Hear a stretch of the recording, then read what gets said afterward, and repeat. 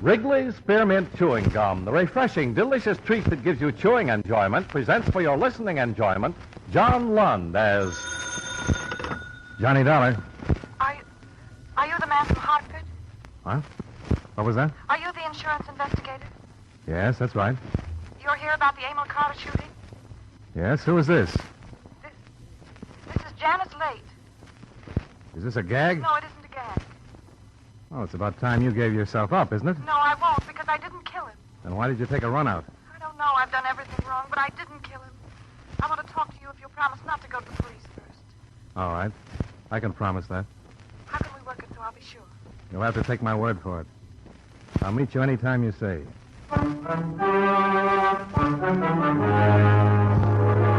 The makers of Richard John Lund in another adventure of the man with the action-packed expense account, America's fabulous freelance insurance investigator, yours truly, Johnny Dollar.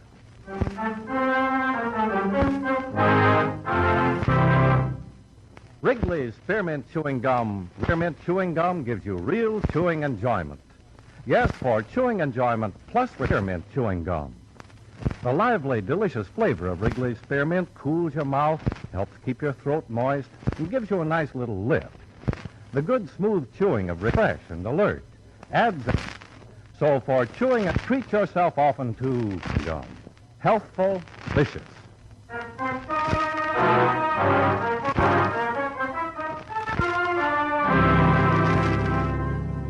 Expense account submitted by Special Investors, Columbia All Risk Insurance Company, Hartford, Connecticut. The following is an accounting of expenditures during my investigation of the Emil Carter matter. Expense account item 1, $219. Airfare and incidentals between Hartford and Los Angeles. For a day and a half, the police investigation of the murder of your policyholder had taken the form of a search for the girl who phoned me, Janice Late. 4 witnesses, tenants in the dead man's apartment house, had seen her running away in the corridor outside his door immediately after they'd heard the shots. I was more interested in the existence of a beneficiary, Carter's brother. I made a statement to that effect. It was printed in the papers, and I assumed that the call from the chief suspect on my second night in town was the result. Naturally, I was more than anxious to set up a meeting. Later, I wasn't so happy about it.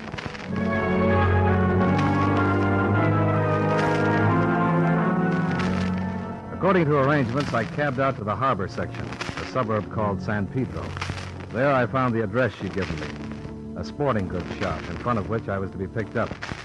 I stood there for about 15 minutes, admiring the fishing equipment in the window, as if I knew what it was all for.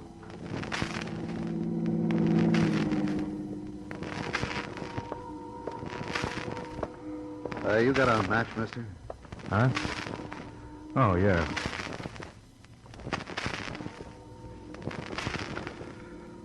Thanks. Hey, you planning a fishing trip? No. Why? Just asking. No, I'm waiting for somebody. Oh. You live in the neighborhood? No. I'm from Hartford, Connecticut. I guess you're the man I'm looking for, Dollar. What about the girl that phoned me? I thought she was going to show. She changed her mind. I'll take you to her. Come on, there's a cab around the corner. The cab turned away from the business district and continued along the waterfront toward the ocean.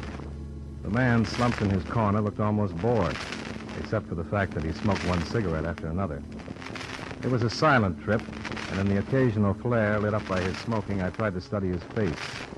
It was dark, flat-featured, and at the moment, sullen. He could have been a seaman, a milkman, a mechanic, or one of the bodyguards Emil Carter had allegedly employed.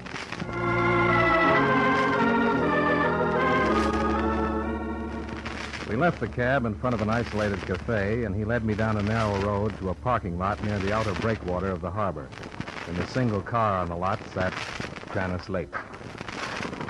Go on, get in, Dollar. He did come alone. You weren't followed. Ask him. He's gotten out of the habit of trusting people, so I wouldn't understand. I told you you could count on my coming alone. I did. Maybe you deserve it, maybe you don't. What do you mean? I've read about your background, your education, start of a good career as a dancer. I Can't figure how a girl like you could get mixed up with somebody like Emil Carter. You was in here a month ago to knock that into her head. Stop it, Frank. That doesn't do any good now. It never did. I didn't kill him, Mr. Dollar. I swear I didn't. Then why have you done everything that a guilty person would do? You were seen running away from the scene and getting into your car. You abandoned that. A cab driver remembers picking you up a block from where it was found. Everything you did has been done by scared killers before. I know. I did everything wrong. But I didn't kill him. I wasn't even in his apartment. To match all the testimony that says you did kill him, can you put your hands on any that says you didn't? No. When I was in the hallway, when I heard the shots, if I'd gone in instead of losing my nerve and running, I could have cleared myself. But I didn't. I ran. And then it was too late. I realized the police would never believe anything I said. What makes you think I will? I don't know. I'm just asking you to give me a chance. A chance to do what? I want to tell you what led up to that night. It doesn't make any difference how I met him or anything. I knew he was no angel, but I never thought he was all bad. I still don't. That's what 2 years of college does for you. 4 years of it, you're 100% blind. A kindergartner would have known Emil Carter for what he was, a second-class hood. Please, Frank. What's the story about that night? Emil and I were going to leave town. We were going to fly to Mexico City and get married. And we were going to South America and stay there. Emil wanted to get away from this town and the people he knew here. Well, I don't think that's worth much. Is there any way I can check it? Plane reservations? Yes, but I don't think they'll be worth anything either. They're under different names. Why the switch? Emil said there might be people who wouldn't want him to leave, and he didn't want it to leak out. Who was he afraid of? I don't know. He wouldn't tell me. He probably had a big choice. Do you know who? I'm new in town. Give me time. Okay. What's the rest of it, Janice? We were supposed to have a date that night, but he called it off, said he wasn't feeling so good. At about 10, he called again. Said he'd changed his mind about marrying me. What reason did he give? He didn't give any. He hung up. I went right over to his place, tried to find out. When I got there, I stopped right outside his door because I heard him talking to somebody. What about? I couldn't understand the words. I started for the door again, and that's when I heard the shots. I don't know what happened to me except that I thought whatever was happening was somehow my fault, and I ran. That's all I know. That's all? Yes, Did you hear the other voice? Could it have been a man? I don't know. But there must be a way to find out who was in there with him. Well, I'm only as good as the material I have to work with, and you haven't given me any. You won't try to help? I'll do what I can, but don't go making plans for a happy future. And you won't tell the police? About meeting you? I doubt they'd believe me if I did. Okay, you can phone me if you think of anything. All right. You coming with me, Frank? Now, maybe I can con Dollar into that cafe. I want to talk to him. Can you afford a cup of coffee, Dollar? Temporarily, yeah. I got an expense account. No, let's go. Don't bother memorizing the license number. It won't lead you any place. It's rented. Thanks for telling me. It's not generally known that Janice has a brother, is it? Do you think she has? Well, you're too young to be her father. And you don't act like the man scorned. Tell me, why do you think a man killed Carter? I didn't say that, did I? You asked her if it couldn't have been a man in his apartment. That was a question the insurance company wanted me to ask. He carried a life policy with his brother as beneficiary. We can't find it. Hadn't even thought of that kind of an angle. Neither of the police. It's open and shut against Janice. Do you think she's guilty? No. Can you prove it? No. Do you have any other brilliant answers? Yeah, do you know Emil Carter was married? You could be tossing some bait in to get them off your sister's trail. I'm not. A common law wife. Been paying her $1,500 a month to keep it, among other things, a secret. If he dropped out of sight, that payment would stop. Why didn't Janice tell me this? Because she didn't know. You didn't tell her? No, I had a better idea, but it backfired. Janice has got me to thank for this mess she's in. I tipped Carter's wife that they were leaving for Mexico. But how do I know Janice would go storming up to Carter's apartment? I don't know, but I wish she'd called another detective. Looks that bad for him? Couldn't look worse. What's the name of this, wife? Hazel. She uses Carter? That's right. I guess I'll change my mind about that coffee. Maybe I'll see you again. Sure. Thanks for the trip.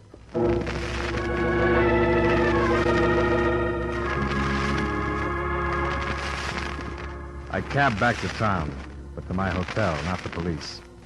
I had no idea of sharing with them the vague hearsay evidence that had been given me that night. It seemed to me the logical place to go was back to the tenants of Emil Carter's apartment building. I did, the next morning. And the developments that followed paint a fairly true picture of that hindrance to accurate investigation, the average eyewitness. I won't bother quoting all four at the address, but Mr. Samuel Nelson will serve as a composite. Why, yes, Mr. Dollar. I'm glad I can be of some service. I'll do anything I can. Thanks, Mr. Nelson. I've just come from talking with Mrs. Roberts down the hall. Oh, yes. Didn't you say that she was already in the corridor when you got there the night of the shooting? Yes, she was. Well, she seems to think now that you were there before she was. Oh, but she's wrong. I remember distinctly. I went out, and as you know, the Roberts apartment is across and to the rear of the one Mr. Carter lived in. You were looking toward the rear of the building? Yes. Why, the first person I saw when I went out was Mrs. Roberts standing there. Then I heard the sound of running up toward the front and saw this woman. She was running toward the street entrance. Yes, she was, definitely. So you looked very briefly toward the rear. And saw Mrs. Roberts. And then turned toward the sound. Yes. Are you absolutely positive that it was Mrs. Roberts that you saw? Well, of course I am. Was anything said? No. Oh, nobody said anything for a minute. We were startled, you know. Now, Mrs. Roberts remembers that as soon as she came out and saw you, she asked you what had happened. Well, she's wrong. She was there when I came out. And if she said anything, I didn't hear her. Could it be that you expected to see Mrs. Roberts where you'd so often seen her? And that after a glance that took maybe a second, your mind automatically said, that's Mrs. Roberts? Mr. Dollar, I know what I saw. What's the meaning of this? It's just possible that there was a second woman mixed up in this. A woman who might have come out of Mr. Carter's apartment and instead of bolting toward the front entrance, headed quietly to the rear and out the back way. Well, I hardly think that... Oh, now I am confused. I was so sure. But I shouldn't like to call Mrs. Roberts a liar if she truly believes that I was in the corridor when she came out. After all, it was all so sudden and shocking. I suppose anybody's mind could play tricks.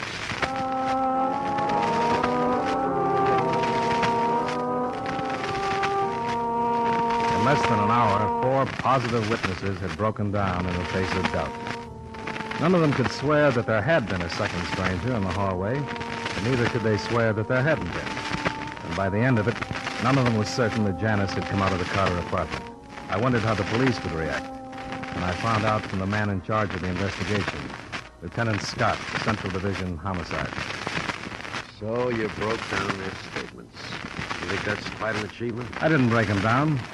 I asked them if they were sure of what they'd seen, and they said they weren't. Well, I'll lay you 10 to 1 that if I had time, I could go out there and make them swear that their first statements were true. But I don't have time. I've got 3 other cases to work on. Janice Late's life might depend on it. I thought maybe you'd want to be sure. Who can be sure of anything? The DA and a good defense lawyer get a hold of those people, they'll probably tell 2 other versions. That's the way witnesses are. Yeah? What makes you think this late girl is innocent? I didn't say that. I'm still dreaming about an insurance motive. You better drop it. Every day she stays in hiding makes the case against her stronger. She could be afraid of all the circumstantial evidence stacked up against her. To us, it isn't circumstantial. What about Carter's wife? Well, what about her? Have you questioned her? No more than we've questioned his other relatives or friends. Now, look, we've got a case against Janice Late Dollar, and when we get a case, we don't start out to break it down. If we did, nothing would ever get settled. Okay, Lieutenant. Sorry I took up your time.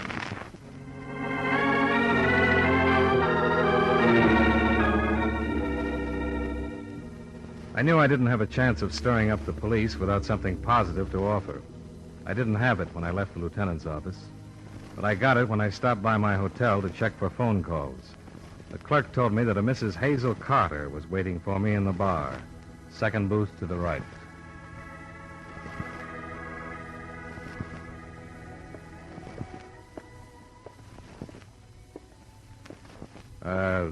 Mrs. Carter? Yes?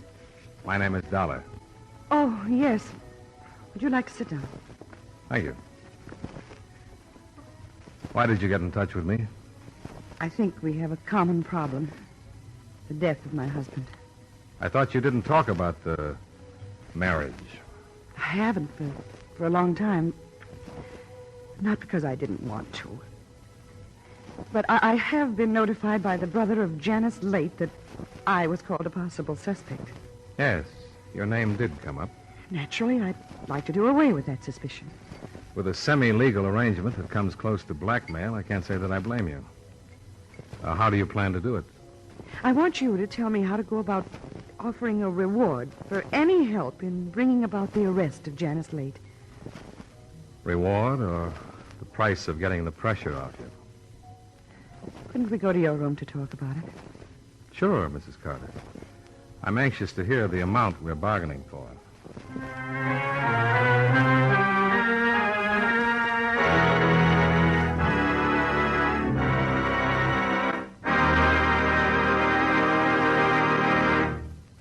Friends, wherever you are, whatever you're doing, you'll enjoy chewing Wrigley's Spearmint Gum.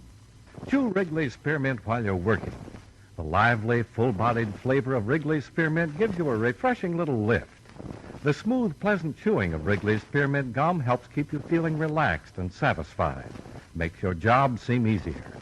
Chew Wrigley's Spearmint Gum in your home, when you're out walking or driving, when you're enjoying sports and other activities. Wrigley's Spearmint Gum tastes good anytime, and the natural chewing aids digestion and helps keep your teeth bright and attractive. Yes, wherever you are, whatever you're doing, you'll enjoy chewing Wrigley's Spearmint Chewing Gum. Healthful, refreshing, delicious. And now, with our star, John Lund, we bring you the second act of Yours truly, Johnny Dollar.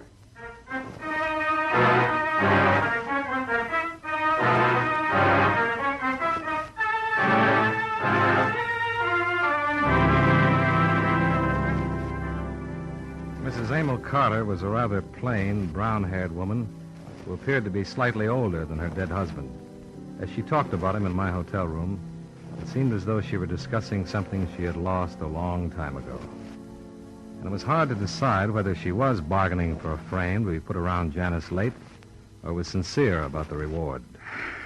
I knew that sooner or later the truth about our marriage would come out. So I was almost relieved when Janice's brother phoned and said that he told you. Then at least I had someplace to go. You always had the police. I've heard that in these situations, widows are almost automatically suspect. Well, in your case, that's not hard to understand, is it? No, I suppose not. You knew your husband was leaving the country. Yes. You knew that his $1,500 a month payoff to you was likely to stop. Yes, but I don't see how killing him would change that. I know this isn't the time to think of myself, but with him gone, there's nothing for me. He left me nothing. Then there's the chance you were just plain in love with him. You didn't want him running off with someone else. I was in love with him. But during the years of being separated from him, I've gotten over any feelings of jealousy. When I heard that he was leaving, I talked to him on the telephone. For the first time in months, I asked him if he realized what he was doing. How leaving me could be used against him by the people who hate him. Do you have any particular people in mind? I think it's fairly well known that Emil had enemies. And I don't know why they aren't being questioned. Because the witnesses in the apartment house saw at least one woman leaving the scene. Nobody saw a man. Then that woman was Janice Late. And I want to offer $5,000 if it will help arrest her. If you aren't interested, I'll go to the newspaper. I think you'd better, Mrs. Carter. When you lay it in front of me, it sounds too much like a pitch.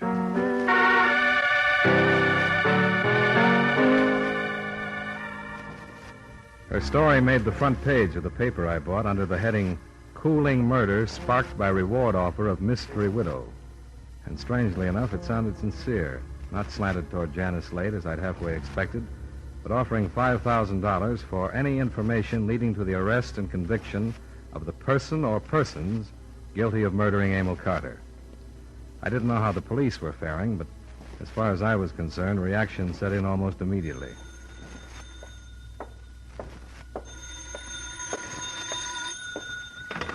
Johnny Dollar. This is Janice Late. Oh? How are you making out? What kind of a trick is she trying, this reward in the papers? I don't know. It's got news value, and she must have laid cash on the line. It might even be on the level. Oh, you're crazy. It can't be on the level. You know that. She says she didn't kill him. You talked to her? Yep, What'd she say? just that. She didn't kill him. I'm surprised that you're so upset about her. According to your brother, you didn't even know about her. He told me about it last night. What's this going to do to me? I don't know. But I think you'd better give yourself up. No, I won't. There's too much against me. The police don't care that I didn't kill him. They don't care who they get, just so they get somebody. So they'll have to find me. The longer you stay out, the worse it looks for you. Now listen to me. The witnesses who saw you outside Carter's apartment aren't sure now that they didn't see somebody else, too. On the strength of that, give yourself up. Maybe we can do something with it. No. I'll have to think. I'll have to talk to Frank. I don't know what this reward's going to mean. I'll have to think. I'll call you back.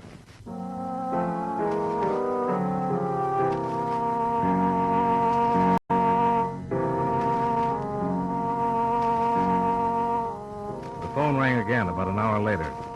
I thought it was Janice, but it wasn't. It was Lieutenant Scott. He had a confession to Carter's murder that he wanted to talk to me about.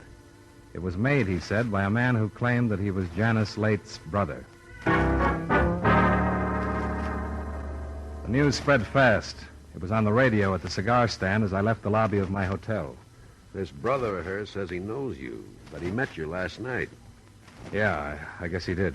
He says you met Janice Late and him at the beach. She phoned me, Lieutenant. Could have been a crank. Could have been anything.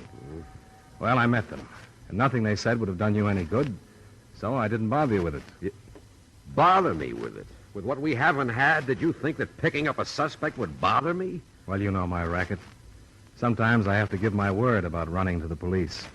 If I get out of the habit of keeping it, I'm going to miss a lot of bets. Yeah. Last night, did he question you as to why you thought a man might have killed Carter? Oh, yeah. I was thinking of the beneficiary. He said that when you mentioned that, he figured you had something on him, and when the reward was posted, he decided to give himself up. You sound like you don't believe him, Lieutenant. I'll be honest, I don't know. You think he's protecting his sister? I said I don't know. You want to talk to him? If it'll help. Well, it might. I'll send you in.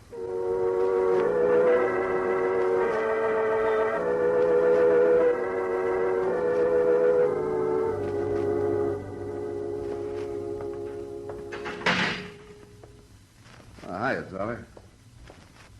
Yeah, I hope I didn't put you on the spot by talking about it last night. Oh, that's not important. But I was surprised to hear about this. Yeah. I'm surprised, too. What do you mean? Well, about the whole thing. Never thought I'd go this far. To get rid of people who were hurting you. Murder is pretty far.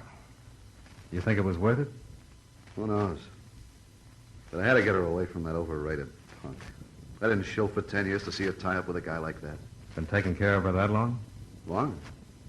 I'm not beefing. I was a kid with nobody taking care of me, and I wasn't going to let that happen to her. Maybe I spoiled her, I don't know. But after going that far, I couldn't stop when Carter got a hold of her. I don't think you killed him. Neither did that cop, but I did. When I found out he was taking her out of the country, I went up there and had it out with him. I thought you told me you called his wife. I did, but she wouldn't do anything, so I said I would. She told me she went to see Carter. Talked to him about how wrong it was. Well, it's not what she told me. What then? Well, I went there about 9:30, told him to stay away from my sister, and he laughed at me. So I killed him. After you killed him, what did you do? I just stayed in the apartment until I figured the time was right. And then I looked out the door, and when people were out of sight, I left. The back way? Yeah, that's right. What street did you come out on? Franklin Avenue. Mm-mm. The back way comes out on Gower. Well, maybe that was it. I wasn't thinking of what street I was on. I don't think you were there. Yes, I was. Janice didn't kill him. You kill something you hate, not something you love, and she was in love with him. Why, I don't know. She didn't kill him, I tell you. I did. $1. Yeah? 2 women shot each other up over in Serrano. The address is listed as that of Hazel Carter.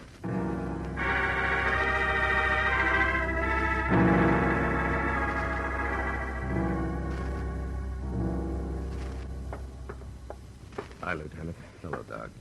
Everything under control? I think so. How are they? They're both still alive. That's about all. Hey, here's the late girl over here. Janice? Janice. Do you remember me? Yes. Is she dead?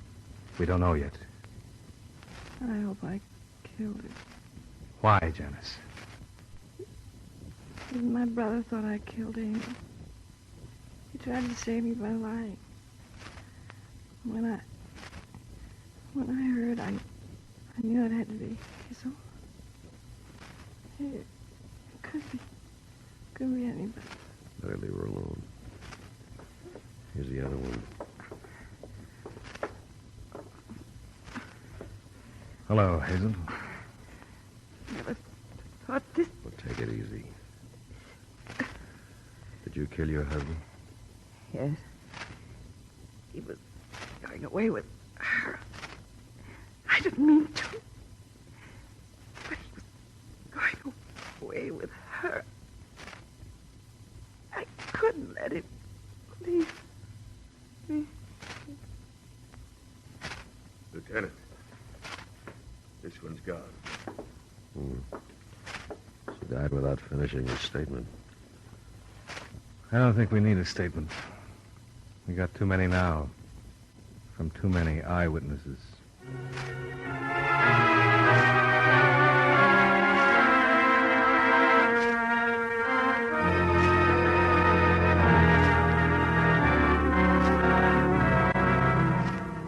Expense account item 2, $134, miscellaneous. Item 3, same as item 1, transportation back to Hartford. Expense account total, $572. Remarks? Well, I was wrong right from the beginning. I'm not making excuses for it, but I wasn't as far wrong as the brother, Frank. If his false confession had ended it, he wouldn't have taken the rap for his sister, who he thought was guilty, but for Hazel Carter, who he was afraid was innocent. Yours truly, Johnny Dollar.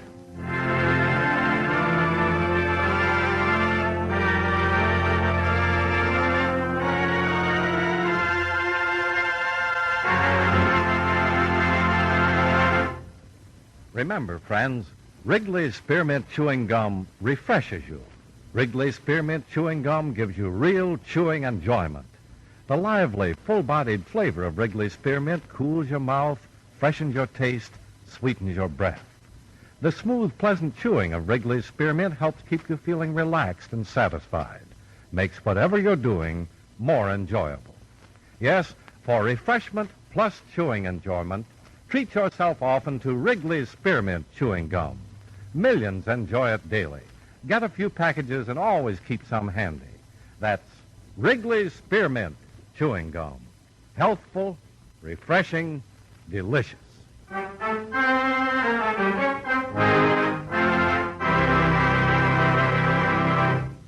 Yours truly, Johnny Dollar, brought to you by Wrigley's Spearmint Chewing Gum, stars John Lund in the title role and was written by Gil Dowd with music by Eddie Dunstetter.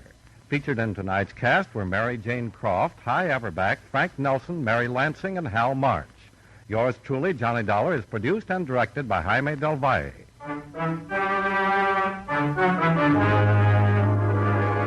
The makers of Wrigley's Spearmint Chewing Gum hope you enjoyed tonight's story of Johnny Dollar and that you're enjoying delicious Wrigley's Spearmint Gum every day. This is Charles Lyle inviting you to join us again next week at this same time when from Hollywood, John Lund returns as yours truly, Johnny Dollar. This is the CBS Radio Network.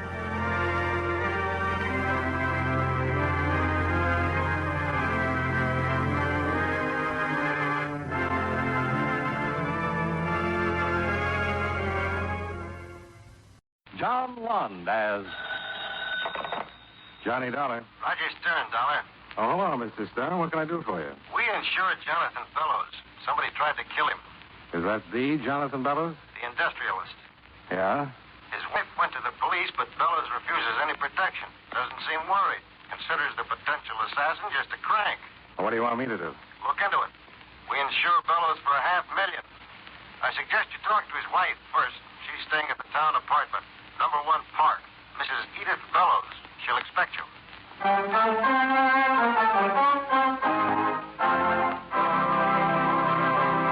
Right now, I'd like to take a few minutes of your time to pass on a thought which, incidentally, concerns time. According to the Bible, to everything there is a season and a time to every purpose under the heaven.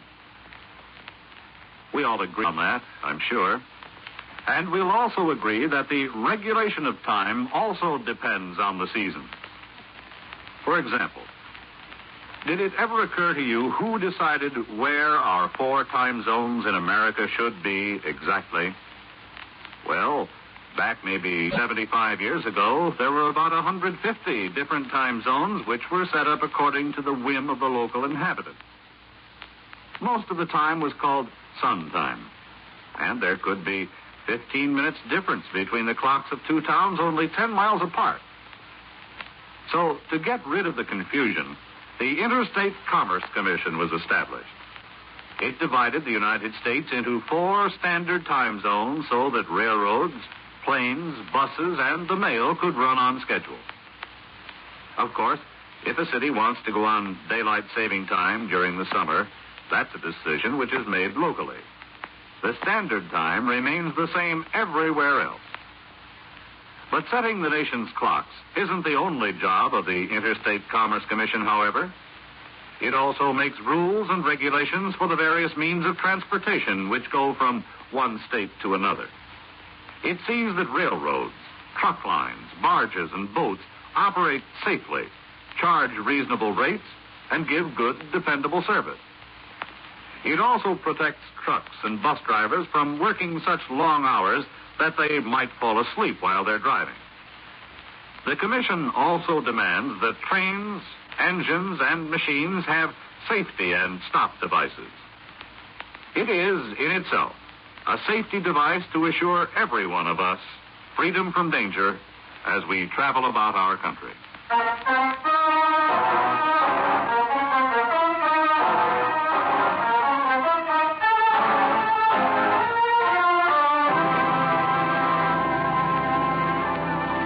Expense account submitted by Special Investigator Johnny Dollar to Home Office, Intercontinental Indemnity and Bonding Corporation, New York City. The following is an accounting of expenditures during my investigation of the Jonathan Bellows matter.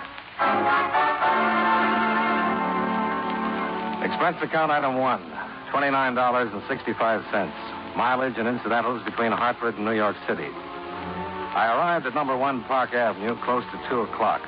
Mrs. Edith Bellows, a very attractive redhead somewhere in the early 30s, met me at the door and showed me into her luxurious apartment. Sit down, Mr. Dollar. Thank you. Mr. Stern explained the situation to you? Only that someone tried to kill your husband. Yes, day before yesterday. Jonathan was walking in the garden and someone shot at him. Fortunately, they missed. Mr. Stern said your husband refused police protection. He's a very unusual man, Mr. Dollar. I would say so. He's not a young man, 63. He's retiring and doesn't particularly care for people, especially people who meddle. Unfortunately, he considers the police meddlers. Has he hired any kind of protection? No. Isn't he worried? Well, he doesn't show it, but knowing him as I do, I'd say he's mildly concerned. Someone takes a shot at him and he's only mildly concerned? It's the nature of the beast, Mr. Dollar. Well, I'm sure you're aware that Intercontinental Indemnity is more than mildly concerned. Yes, and so am I. For the whole family, for that matter. I'll certainly give you all the cooperation that I can. I think everyone else in the family will be greatly relieved. Except your husband. I'm afraid he won't like it much. It'll be pretty hard investigating if he has me thrown out of my ear. Well, you've one thing in your favor. You're not a policeman. Yeah. But when I'm on a job, Mrs. Bellows, I've been known to meddle and meddle and meddle.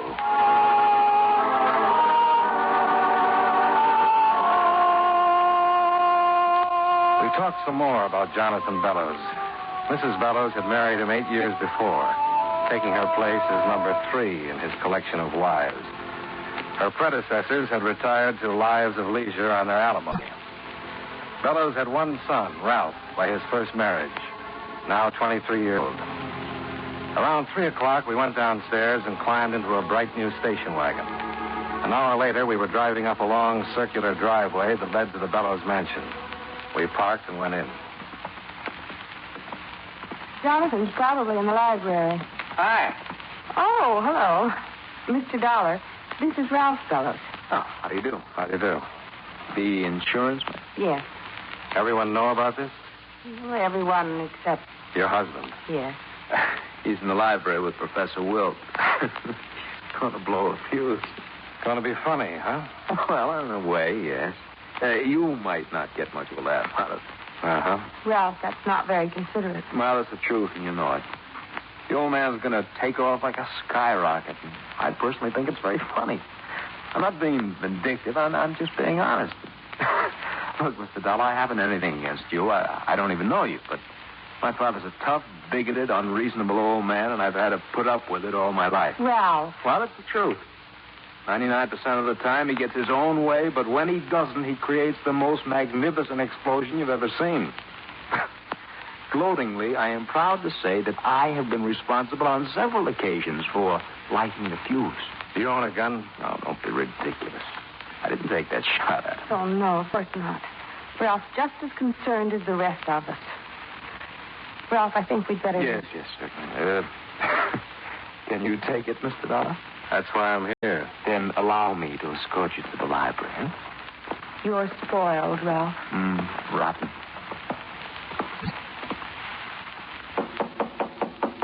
Who is it? The Atomic Energy Commission. What? You have visitors. What did you say about the atomic... Oh, he's just being silly. Hello, Professor. Hello, how are you, Edith? Beaten him 3 straight games. Who's that with you? Oh, this is Mr. Dollar, dear. He's going to find out who took that shot at you. What? Now, John, he's an insurance man. Insurance man? I'll just sit over here. I'm with Intercontinental Indemnity. What are you doing here? Who sent for you? Now, John, be reasonable. I want to know who in blazes... John, I don't get it. You stay out of this. Young man, who told you... I was retained by Mr. Stern. I didn't tell Stern to send anyone over here to meddle in my affairs. I brought him here. You did? Why? Because we're all worried. Edith, we've discussed this whole thing. Jonathan, if you don't take it easy... Shut up. Get out of here, Mr. Dollar. Get out. Jonathan, please. Are you going to get out of here? Possibly. But stop looking like you're going to throw me out. Young man, just let me tell you. No, I've got a better idea. Sit down. What? Sit down. Why, you young... Now, sit down. Ralph, be still. I've got something to say, and you're going to hear me out. Now, look here, Mr. Dollar. You've got no right. Who are you? Professor Wilt, Johnny Dollar. Okay, Professor. I'm going to say what I've got to say, whether you think I've got any right to or not. If you want to listen, you're welcome. Well, thank you. Young man, if you have something to say it and get out. Then I'll place a call to your company and see that you're immediately discharged. You're due for a big shock. I don't know how interested you are in maintaining your insurance policy, but if this attempt on your life isn't investigated, you're not going to have a policy. Are you finished? No, that's not what I wanted to say. It's this. I've never met you before. I don't know you, and I don't want to. You're a big man in your field, but that doesn't entitle you to be rude to me. Now I'll go. But if you ever try throwing your weight around again, I'll turn over my knee and make up for the spankings you must have missed a long time ago. I'm sorry, Mrs. Bellows. It's pretty obvious your husband doesn't care how much his family worries about him. Now, if you'll let me call a cab, I'll get out of here. Mr. Dollar.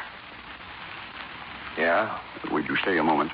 No. Confounded young man, now who's being rude? Compared to you, I'm still in the bush leagues. Would you please stay for a moment? I'd like very much to talk to you. Please. Mr. Dollar. You'll be missed, boy. And you keep your mouth shut, Ralph. Yes, Father. Well, Mr. Dollar. Okay. If you excuse us, I'd like to be alone with Mr. Dollar. Certainly, dear.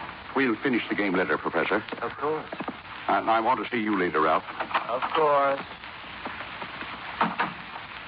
Sit down, Mr. Dollar. Let's keep it this way. I'm still a little nervous. How much do you know about this shooting? Only that someone tried it on you. Mr. Dollar, I know who took that shot at me. You do? Yeah. Read this letter. I missed you in the garden. I won't miss you again. You'll pay for Ashanti? Ashanti is in Africa. 30 years ago, I was in the mining business. I had a partner, Frank Victor. We didn't get along, and there was an argument one day in the mine. It was quite a scrap, and there was a cave-in. I got out. Frank didn't. There was an investigation, and I was cleared. Why are you telling me this? Because I've decided to trust you. I'm not particularly fond of you, but I believe that you can get things done. I'm working for the insurance company, Mr. Bellows. Certainly, but as I'm sure you must have gathered, this sort of thing can create some very unfavorable publicity. Do you think this Frank Victor is alive? He must be. I've never told anyone of this incident. Well, there were certainly other people involved when it happened. Yes, but no one who was out to get me. Why would anyone else but Frank Victor want to kill me? But he didn't kill you.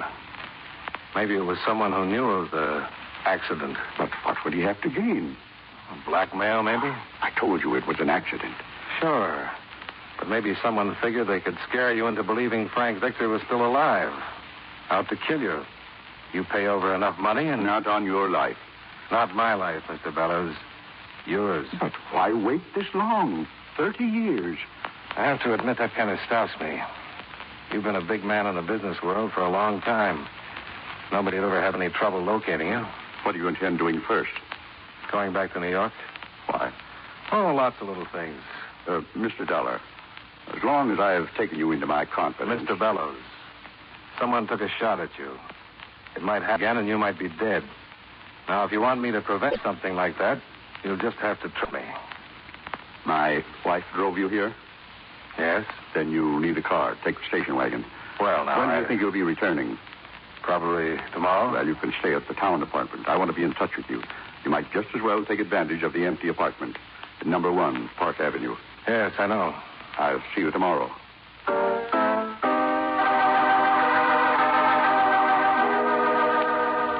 I left without saying goodbye to the rest of the family and drove the bright new station wagon back to town. I stopped off at the Times, where I wallowed through the morgue file for 3 or 4 hours. I went back 30 years to find what I was looking for. A small article dated Ashanti, Africa, 1923. It didn't say much more than what Jonathan Bellows had already told me. It mentioned the mine cave-in and a pending investigation into the death of Frank Victor, Jonathan Bellows' partner. In an edition dated 3 weeks later, I found the account of the investigation and a verified Bellows story about the verdict. Satisfied, I left the newspaper and drove to number 1 Park Avenue, where I received a royal greeting from the doorman, who informed me that Mr. Bellows had phoned to make sure I had everything I needed. In the apartment, I poured myself a drink, took off my shoes, stretched out on the sofa, and put in a call to Roger Stern. Yes, Dollar? I want some information on the Bellows family, past and present. Sure. Find out where his other 2 wives are and how long they've been there. Put a man on it right away. And find out about a Professor Wilt. Wilt? Yeah, W-I-L-T, I think. Friend of Bellows. Plays chess with him. Also, I'll need a background on all the servants. When do you want it? Pick it up tomorrow morning. If you want to reach me, I'm at, wait a minute. Plaza 52099. Number 1, Park Avenue. Do I know her? Oh, I wish you were right. Apartment belongs to Bellows. He let me use his station wagon, too. I don't believe it. It's my big blue eyes. I just batted them a couple of times and pressed them. Presto? Sure. Station wagon, Park Avenue apartment, and he better be nice to me. A couple of more bats, and he might buy me my own insurance company.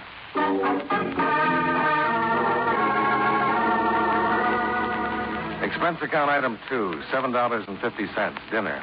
After which I returned to the apartment and considered making a few calls that might relieve a lonely evening. I referred to my meager list of availables and was just about to try my luck when the phone rang. Johnny Dollar. Mr. Dollar? Yeah? This is Mr. Bellows. I'd like you to fix something up for me. I was just trying to do the same for myself. I'd like you to go to 955 East 108th Street and pick up a... Yes, Mr. Bellows? Pick up a package for me. Bring it right out.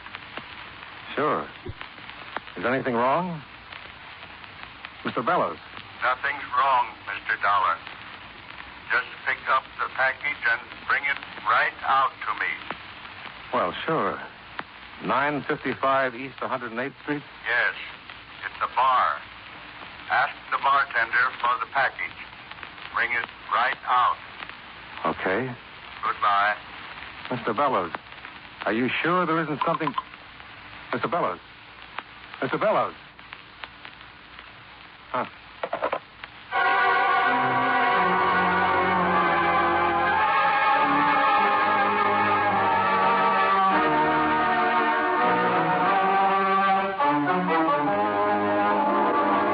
And now, with our star, John Lund, we bring you the second act of Yours Truly, Johnny Dollar.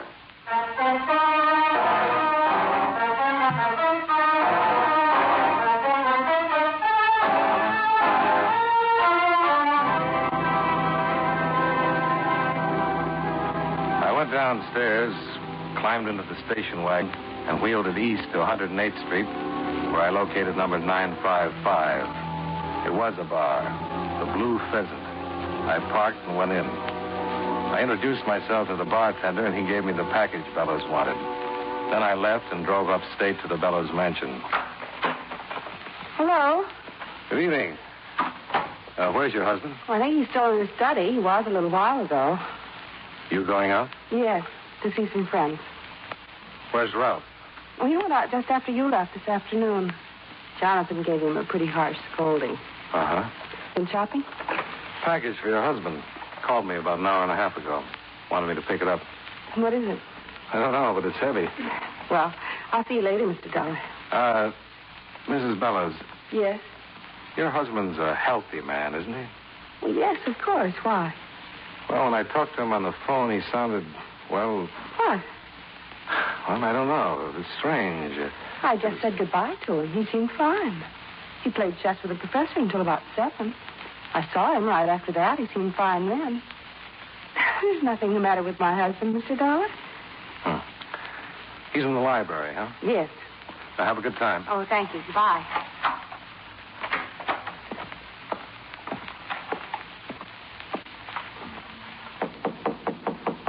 Yes? Good evening. Well, I thought you weren't coming back till tomorrow, Dollar. What? You said when you left you weren't coming back till tomorrow. But when I talked to you on the phone... Talked to me on the phone? Yeah, when you asked me to pick up this package. Package? Yeah, here. From that bar. Oh, yes, the package. Mr. Bellows, Give me the package. what's wrong with you? Nothing's wrong. Just give me the package. It's very important. I've got to open it. Okay. You're sure you're all right? Mr. Bellows.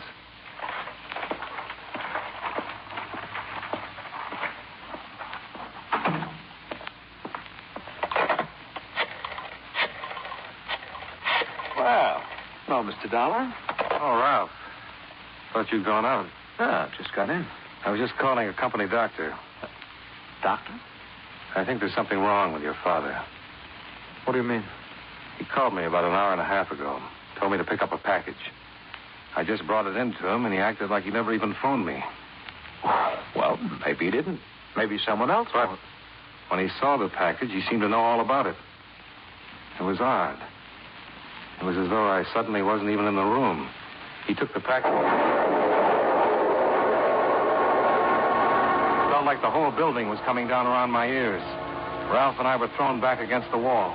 And by the time we got up, the library was a smoking black hole. Dad! Jonathan Bellows had been blown to kingdom come.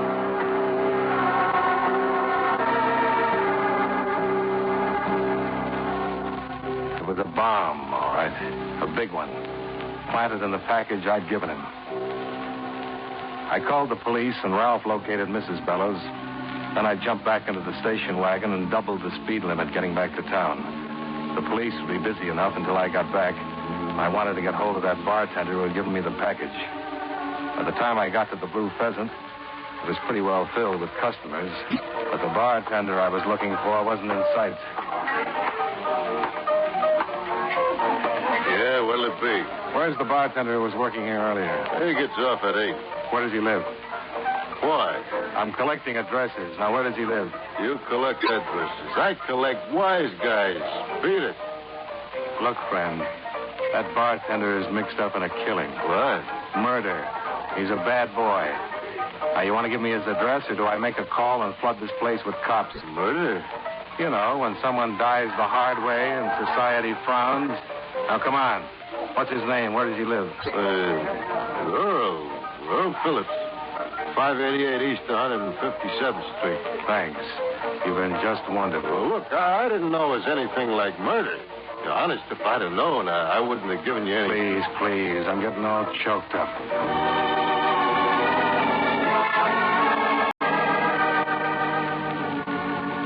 I drove across town to 157th Street and found 588 East, a big apartment house. Earl Phillips was registered in 405. I gave him a few minutes while I knocked my knuckles loose, then went and dug up the landlady to have her open the door. Oh, she was a dream. About 4 years older than Grant's tomb, with a gin disposition that would make a lost weekend seem like a Miami vacation. The type that should never have been dug up. Now, look, honey, I got cleaning to do. Look, sweetheart. Sweetheart. An expression of fondness. Look, Buster, don't give me no words longer than one syllable. Cop. You cops got badges. Here. Don't look like a badge to me. These are my credentials. John. Johnny. I should have brought my glasses. Johnny Dollar, insurance investigator. Insurance? Now, let me explain, madam. I work with the police. I don't sell policies. I'm an investigator. I investigate things. Yeah. Well, suppose you tell me what you're investigating. Murder. Murder? Mr. Phillips? With the door open, we'll both know so much. Oh, okay.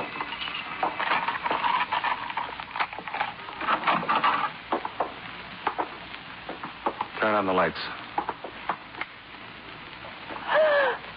Oh, my landscape.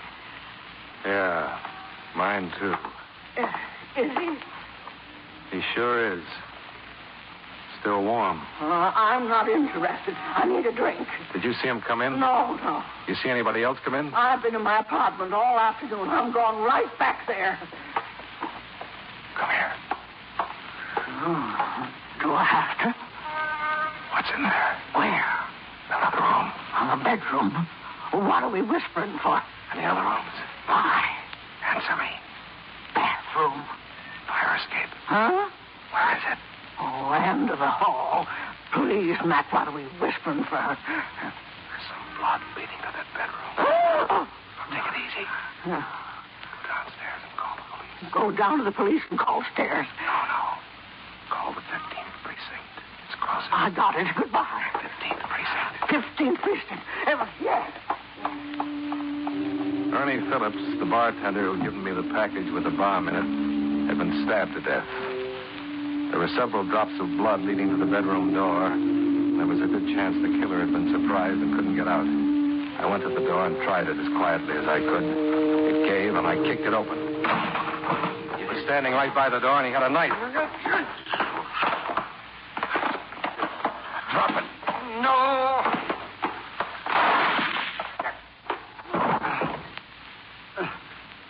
You should have listened to me, Professor. Bad? Yes. Landlady's after the police. You want to tell me about it? Sure. Help me. Sit up. All right.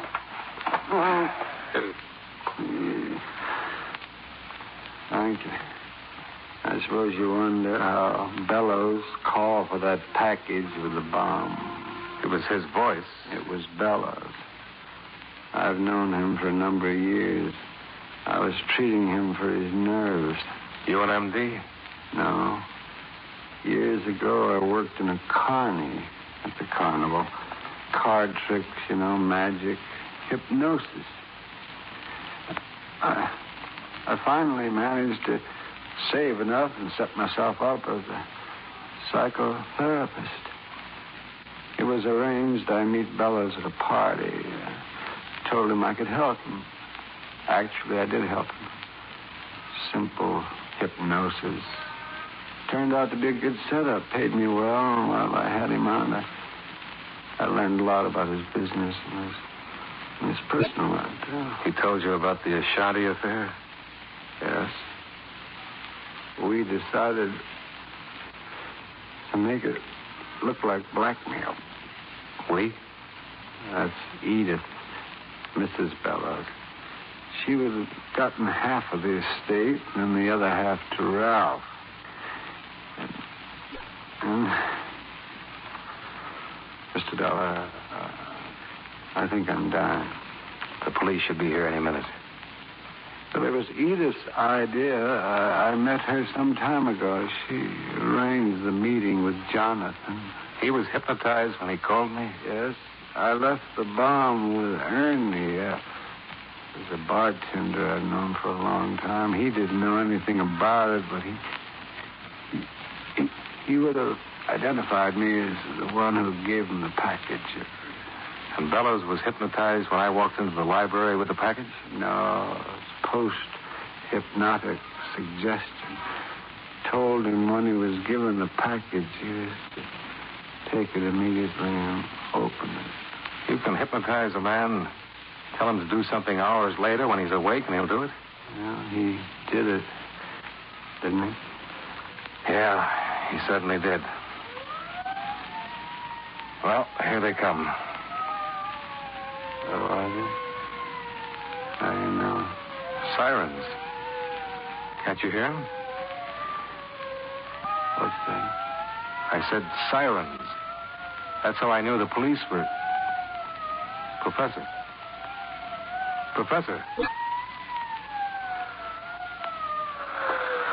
Well, you wouldn't have liked the sound anyway.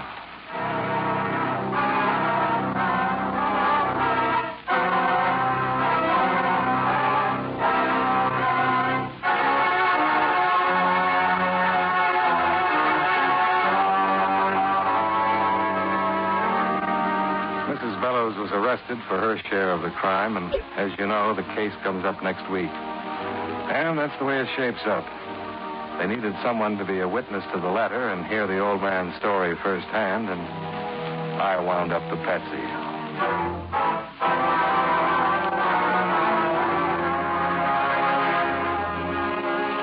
Expense account item 3, $141.80.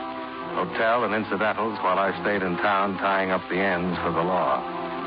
Item 4, $29.65.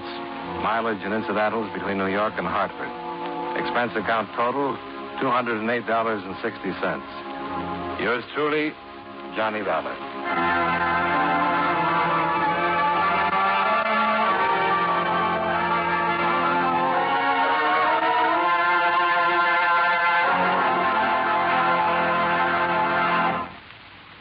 You know, many great men have attained the highest office in our land, the presidency of the United States.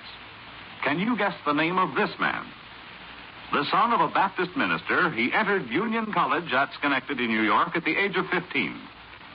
He was the fourth vice president to become president through the death of the chief executive. One of his first acts as president was the signing of the Civil Service Act. The territory of Alaska was organized during his administration, and standard time was adopted throughout the country. If you don't know his name by now, here are 2 more clues. While he was president, the American Federal Labor was organized, and the Brooklyn Bridge was completed. Who was he? Chester Allen Arthur. Thanks for your listening enjoyment. John Lund as Johnny Dollar. George Dean, Johnny, Congress Mutual. Oh, hi, George. Johnny, how did Las Vegas sound in? Expensive. Can you afford it? Got to. A client of ours had a 30-grand diamond necklace stolen out there yesterday. Little of a sore. The dancer? One and only. Still packing them in after all these years. And still the same 2 weaknesses, Johnny. Gambling and collecting young men. Well, they say every girl needs a hobby, George. Not 2 hobbies, though. I could run into money.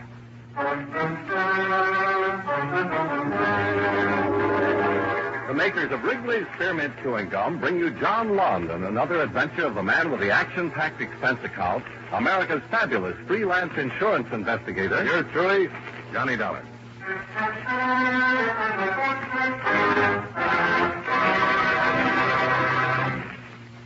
Wherever you go, whatever you do, enjoy chewing Wrigley's Spearmint Gum. That lively, full-bodied Wrigley's Spearmint flavor is really refreshing. It cools your mouth and freshens your taste. The pleasant chewing helps keep your throat moist, helps relieve that dry, thirsty feeling. And delicious Wrigley's Spearmint Gum is so handy. Just slip a package into your purse or pocket and you've got refreshment right at your fingertips. Chew Wrigley's Spearmint while you're working. Enjoy this refreshing treat along with your favorite summer sports. Wrigley's Spearmint Gum is always enjoyable, and you can chew it without even taking time out. Get a few packages of Wrigley's Spearmint Chewing Gum. Healthful, refreshing, delicious.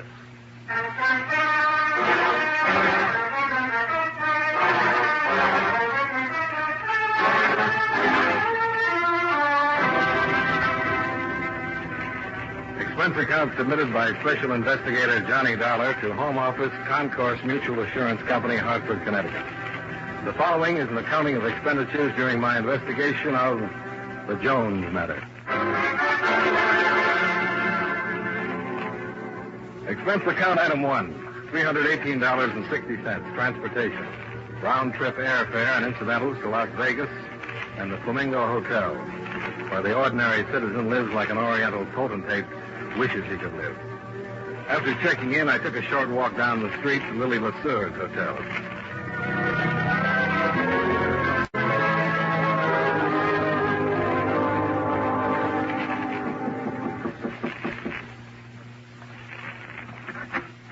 Yes? Miss Lesure, I'm Johnny Dollar, special investigator for your insurance company. Oh, well, that's very nice, I'm sure, but... Oh, of course, the necklace. That's why you're here. That's why I'm here. Mind if I come in? Oh, please do, Mr. Dollar. This is Eddie Lawson, Mr. Dollar, my very dear friend. Just a doll, really. Hello. How are you? I think it's awfully droll and nice of the insurance company to take such an interest in my poor little affairs. I imagine they regard $30,000 as more of a rich, big affair. Oh, dear. Well, then I suppose you'll go around prying into all my most intimate secrets and asking such embarrassing questions that I'll just... Oh, I think having jewelry stolen is always such a bore. Yes, the insurance company feels the same way, Miss Lesueur. Now, if you just... good heavens, look at the time. I've got to fly. Lily, you remember what I told you? Now, Eddie, don't start being a child. Don't you think these Western outfits are just adorable, Mr. Dollar? Well, they do a lot to point up a girl's personality, all right? Well, maybe this investigation won't be such a chore after all. Oh, dear, I'm late. Buck and Devastator are going to be just furious. Oh, well, tell him all about it, Eddie. That's my show tonight, Johnny. 10 o'clock at the $1 Billion Club. Join me for a snack afterwards. Here by the pool. That's where it all happened. Toodaloo all. Buck and Devastator. Buck Bartlett, he's the riding instructor at the Lazy J Stables. Devastator is the horse. It's a better name for Lily. I'm going to marry Lily, Mr. Dollar. Oh, congratulations. Now, what about this necklace? What happened? It disappeared. That's all I know about it. Well, how? When? Where? Look, why don't you do like Lily said? Come around tonight. The same gang will be there, and you can check the setup yourself, see what happens. You can keep an eye on this Buck Bartlett if you want a kiss from me. And the other eye? Anywhere. As long as it's not on Lily.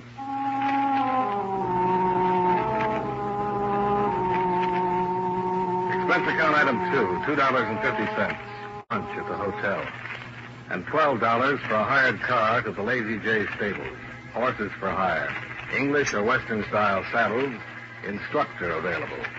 A Western style instructor, as was soon painfully obvious.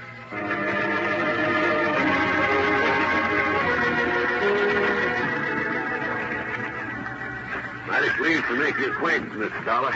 Lily just took off from here a couple of minutes ago. I know. You, Eastern friend of hers? Well, I'm not exactly a friend. I'm a special investigator. Checking into those diamonds she lost the other evening. Oh, I see. I understand you were there. Might know something about it. No, sir. Beats me. There we was, sitting on that fancy terrace kind of thing they got there, hoisting a little poison and showing on some beefsteaks, you know. And the next thing you know, Miss Lily lets out a yap and says, "My rock. Somebody up and took my rock." Well, I didn't even know she had any jewelry out there with her. Did anybody know she had? Well, not unless it was Miss Joe. Miss Joe? Well, the gal I brung, Miss Joan Drake. I was thinking she might have known because she ambled down to Miss Lily's room with us so they could change their glad rags and put on their bathing suits, you know. She'd been pestering me for a week to meet Miss LeSueur, but she sure wouldn't take nothing that didn't belong to her. Buck, I wonder if there was a diamond necklace on the terrace. Well, you ain't able to say Miss Lily lied about it, are you? Well, that little woman is true blue, mister. Matter of fact, Mr. Dollar, I wouldn't want this to get around, but I'm sort of aiming to... Well... Let me guess, Buck. You're aiming to marry her. Yeah. I reckon it just sticks out all over it. Don't it, Dollar?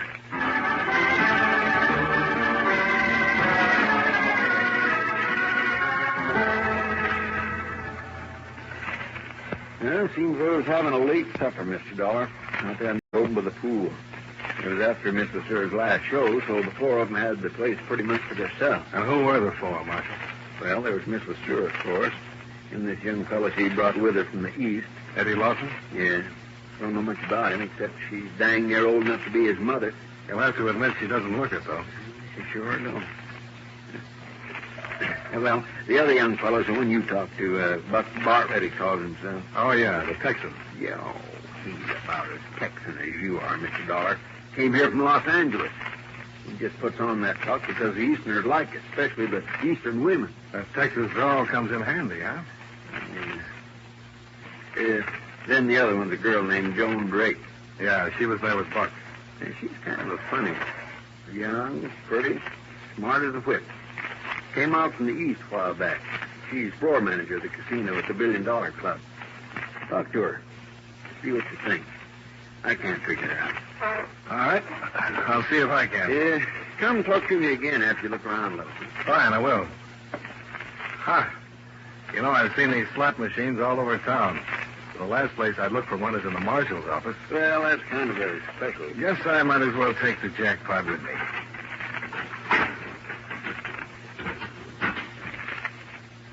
Lemon. Yep, that's all it ever is. Huh? It's rigged. I send the money it takes in over to the county orphanage. Charge it up to experience, Mr. Dollar.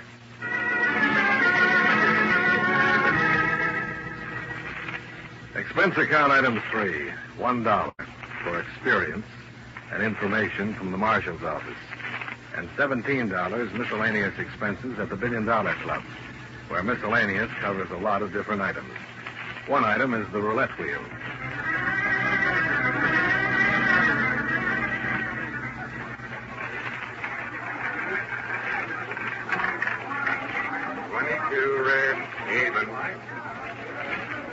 You're not having very good luck. Oh, I'm only paying for conversation anyway. Of course, I haven't had much yet. What would you like? The story of my life? We could start with that. All right. Lay out $1. I was born of wealthy parents, raised entirely by nurses, educated in exclusive private schools. I was graduated from a swank college, which I shall leave nameless. You like it so far? Well, it isn't original, but well told. Go on. Lay out another $1. You just lost that one. Now, where was I? Oh, yes, the divorce. Quite sensational, really. Father's clients withdrew their accounts and support. He was bankrupt within 3 months and dead by suicide within 6. You see, the other woman jilted him, and I, a tenderly nurtured sapling, was cast out into the world to sink or swim. Well, never fear. Heaven will protect the working girls. Oh, that was awfully funny. Yeah, it was a scream. 14 even. And, what did you do with the necklace? What? What is this? Who are you? Johnny Dollar, insurance investigator. And you're Joan Drake, who wanted badly to meet Miss LeSueur. You changed clothes in her room with her, who was the only one who knew she had the diamonds out at the pool, who works here for about, $50 a day and could probably use $30,000. 22 even. And I asked you what you did with the necklace. I think that ought to cover the what is this? Mr. Dollar, if you'd like to play roulette, by all means, stay around. But I'm afraid I don't have any more conversation. Not at these prices. I thought I was overcharged for what I got. And this will kill you. The whole story was true. And with all that background, running a casino is the best you could do? The best for me. With glitter and glamour and sparkle. And that's what I was brought up to expect. The diamonds sparkle a lot, too, Joe.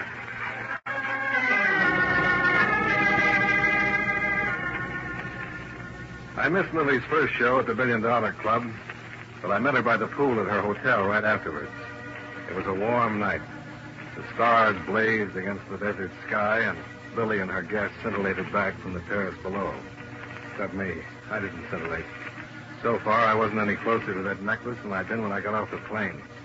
I had the feeling I'd learned a few things, and at the same time hadn't learned anything. And Lily didn't help much.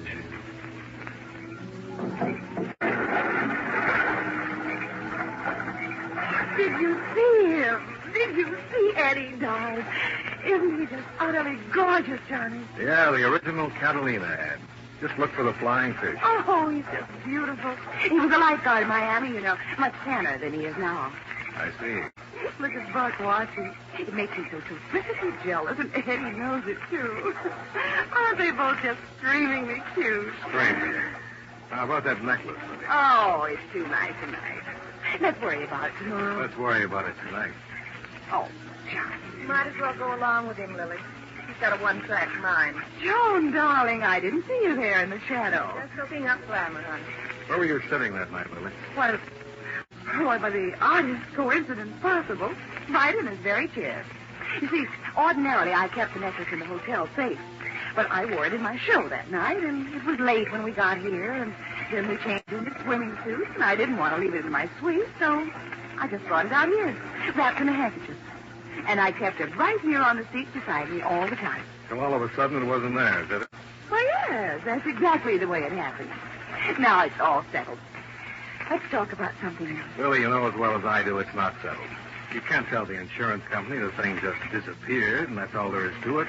They want to know how it disappeared, when and where. Well, you must be so hideously persistent. It happened while I was playing the slot machine. That one, right over there. I left the necklace lying here in the chair. And where were the others while you were over there waltzing with the slot machine? Oh, around, I suppose. I don't know. When I hit the jackpot, I simply went right out of my mind. How about you, Joan? Where were you? Like she says, around. Oh, plenty of opportunities. That's what you mean. Oh, how utterly fantastic. She's a dear girl, Johnny. And I insist that you stop suspecting her. Or anybody else, either. Were all of you searched? Well, I wasn't, of course, but the others were. That wasn't really much of a problem, Johnny. We were wearing swimsuits, you know. Joan, I doubt if you went out of your mind over the jackpot. Did you notice where the boys were at the time? Well, as far as I can remember. I reckon a man ought to have the privilege to answer for himself, Mr. Dollar. Why, sure. Pull up an empty saddle and join the party. You too, Eddie. All right, Buck. Where were you? I was over there with Miss Lily. I was standing right behind her when she up and hit that jackpot. I was in the pool. I came out when I heard everybody yelling about some diamonds being missing. You checked them out on that, Joan? Sure. That's how I remember. Well, I'm certainly glad it's all settled. Oh, Johnny, you'll simply have to excuse me now. I've got to get ready for my show. I'd be mighty proud to escort you to your room, Miss Lily. Now, wait a minute, Stable Street. Oh, Here. boys, you can both escort me. Come along now. I'll be right back, Johnny. Don't go away now. Serene, soft as a kitten on the surface, but inside all angles and hard as a rock. She belongs to a different age, Joan. The last of the champagne slipper girls. Johnny, how much are those diamonds worth to you? To me? To the insurance company. Sometimes they make deals, don't they? Sometimes. No questions asked? Sometimes. How much? Depends. I have to find out. Everything about life, Johnny? Not if I can help it. It's real crazy the way it works out. I didn't finish that story of my life, Johnny. My real name is Jones. My father was Jonathan Vanderley Jones. Jonathan Vanderley Jones. But if that's true, then... Yeah. It's real crazy. The correspondent my mother named in that divorce case was Lily LeSueur.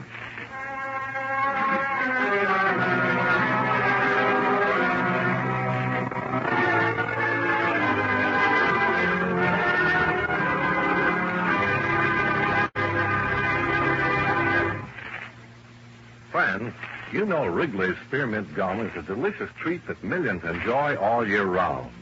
It's good to chew almost any time and any place.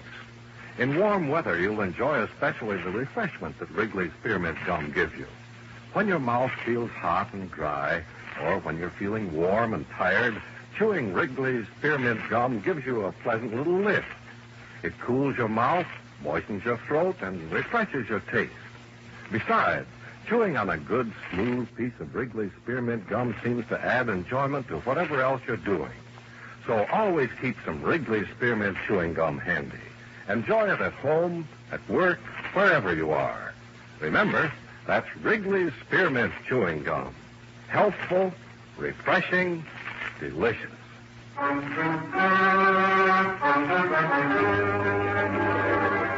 And now, with our star, John Lund, we bring you the second act of yours truly, Johnny Dollar.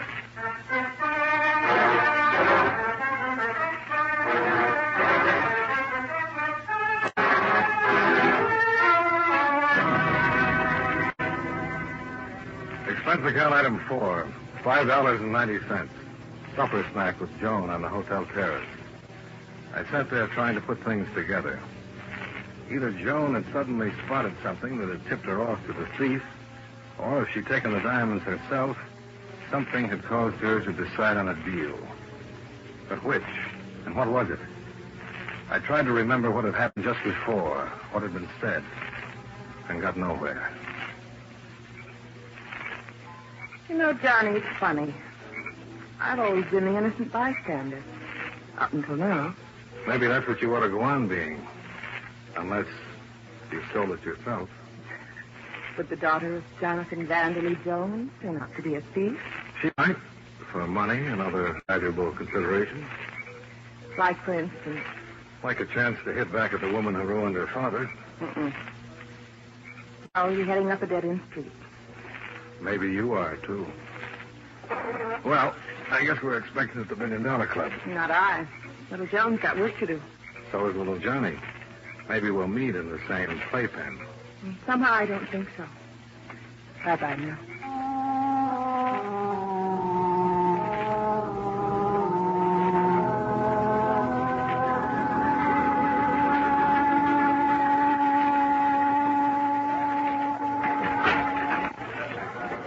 Johnny, what would happen if I just waived any claim of insurance on the necklace? Drop the whole thing right now. Which one did it? Sure, I don't... Which one do you think did it? Maybe I decided it doesn't matter which one. Suppose it was Joan. Would you still want to drop it? Oh, but that's ridiculous. She would... Or there's still another possibility. Maybe you started something you want to back out of now. Johnny, why must you be so hideously difficult? The insurance company sent you out here to save $30,000 for them. And I'm just utterly certain they won't care how nor why as long as they save it. No, maybe they won't. But what about me, Lily? It leaves me curious. No, I'm quite sure you know a good deal more about this than you're letting on. Well, I've got to run again. It's time for my show. Bye, sweetie.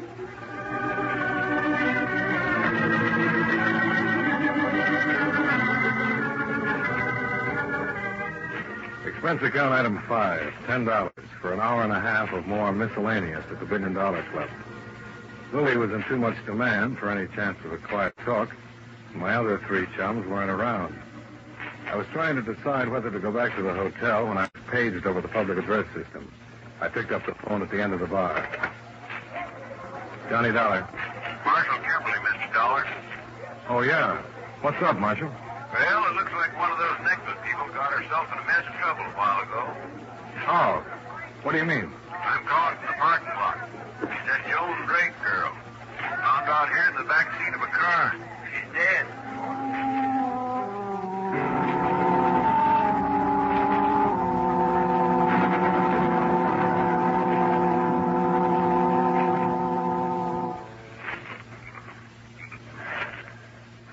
I guess you can cover her up now, Marshal. Poor kid never knew what hit her. You the one you thought might make a deal, Mr. Dollar? Yeah. Well, somebody made sure she did. Hit her 3 or 4 times with something heavy. I'd been arranged, judging by the marks. A wrench, huh? Did you find it? Nope. Did you notice her hands? Yeah. Apparently she'd had them around something greasy, rusty. I wonder if... Wait a second. Radiator's still warm.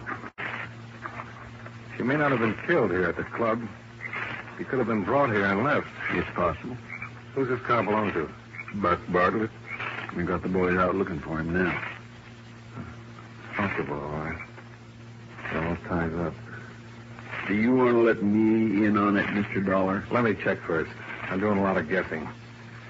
Joan brought up this deal while we were all at Lily's hotel this evening. I think she just figured out how the necklace was stolen. I think she was killed trying to get it. And I think I've figured it out, too. But let me check first, Marshal. I'll talk to you later.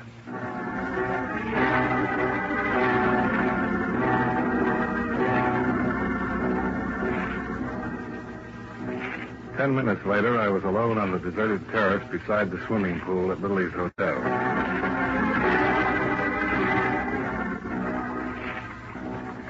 I knelt on the edge and looked down into the water. Crystal clear, lighted by an underwater bulb sunk in the concrete wall. The pumping system was running as usual, drawing the water from a drain pipe in the deep end, circulating it through the filter tanks in the pump room, and returning it to the shallow end. I took my handkerchief, weighted with my room key, picked the spot carefully, and dropped it into the water. I watched it sink down toward the drain. Down, down.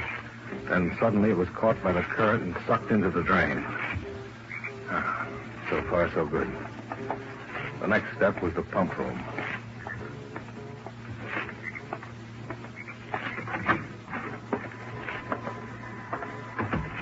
I looked around for the switch on the pump motor, found it, and shut it off.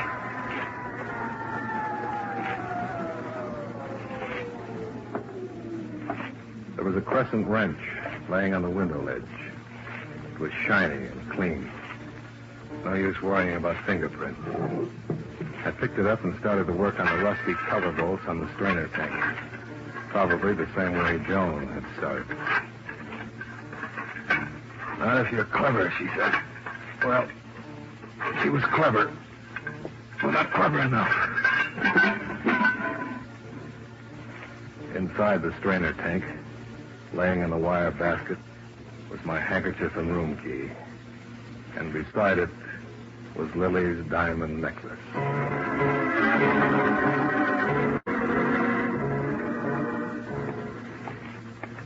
I was halfway across the terrace, and the lights around the pool went out. Somebody had pulled the main switch. I stopped and listened, waiting. But when it came, I was caught off guard. Somebody hit me and knocked me into the water.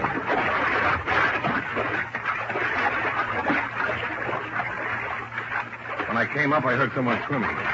Whoever it was had come into the pool after me. I made the side, grabbed hold of the ledge with my left hand, drew back the wrench in my right. As the slashing came close, I lifted it and swung. Hey, what's going on over there? Marshal! Marshal! Over here with that flashlight. What happened to the light? Switch was pulled. Here, help me get him out of the water. Yeah.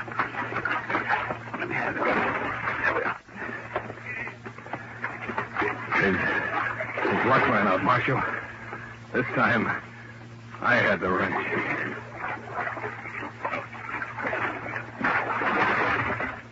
That swimmer fella, huh? Eddie Lawson. Yeah. I found the necklace in the strainer of the filter system, where it's been all the time. He was lying when he said he was in a pool when Louis hit the jackpot. He went in right afterward. During the excitement, took the diamonds with him. Joan knew he was lying, and she figured out what he'd done. He was a smart kid. Too smart.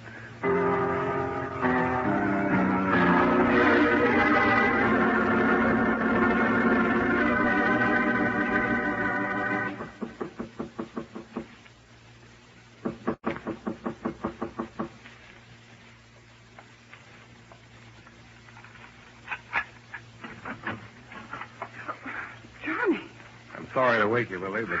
Good heavens, wait, let me put on some makeup. I must look a positive fright. I got your diamonds back, Lily. Oh, you did? Here. Thank you.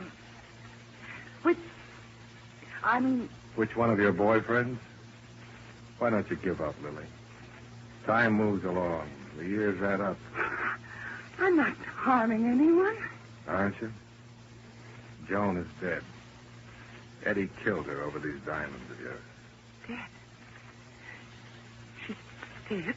It's all right, though, as long as you're not harming anyone. But how could I know?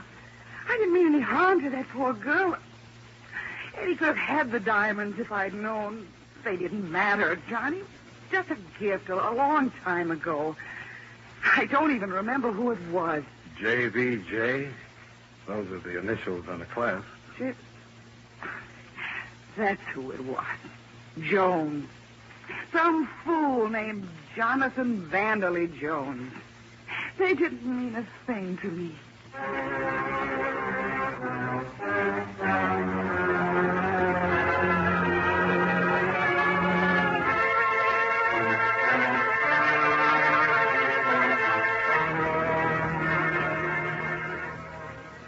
Expense account item 6.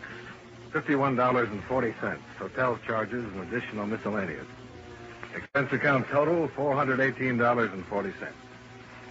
Remarks? Suggest you reconsider this account. Client should be regarded as a bad risk.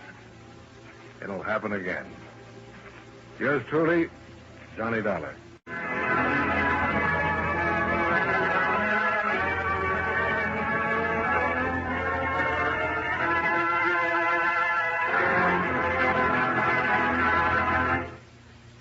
Remember, friends, wherever you are, whatever you do, enjoy chewing Wrigley's Spearmint Gum. That lively, full-bodied Wrigley Spearmint flavor is really refreshing. It cools your mouth, moistens your throat, helps keep you feeling fresh and comfortable. The smooth, pleasant chewing helps keep you feeling relaxed, too. So you naturally feel better, work better, get more fun out of doing things. Remember, too, Wrigley Spearmint Chewing Gum is a refreshing treat you can enjoy almost any time and any place. Just slip a stick into your mouth whenever you want it. Do as millions do. Keep Wrigley Spearmint Chewing Gum handy and enjoy it often every day. That's Wrigley Spearmint Chewing Gum. Healthful, refreshing, delicious.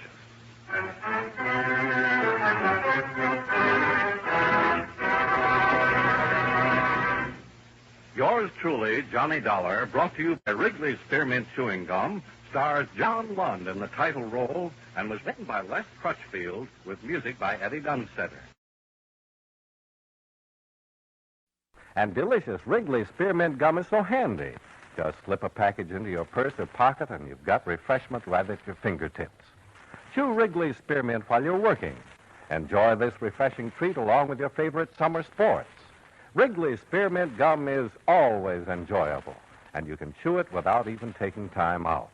Get a few packages of Wrigley Spearmint Chewing Gum. Healthful, refreshing, delicious.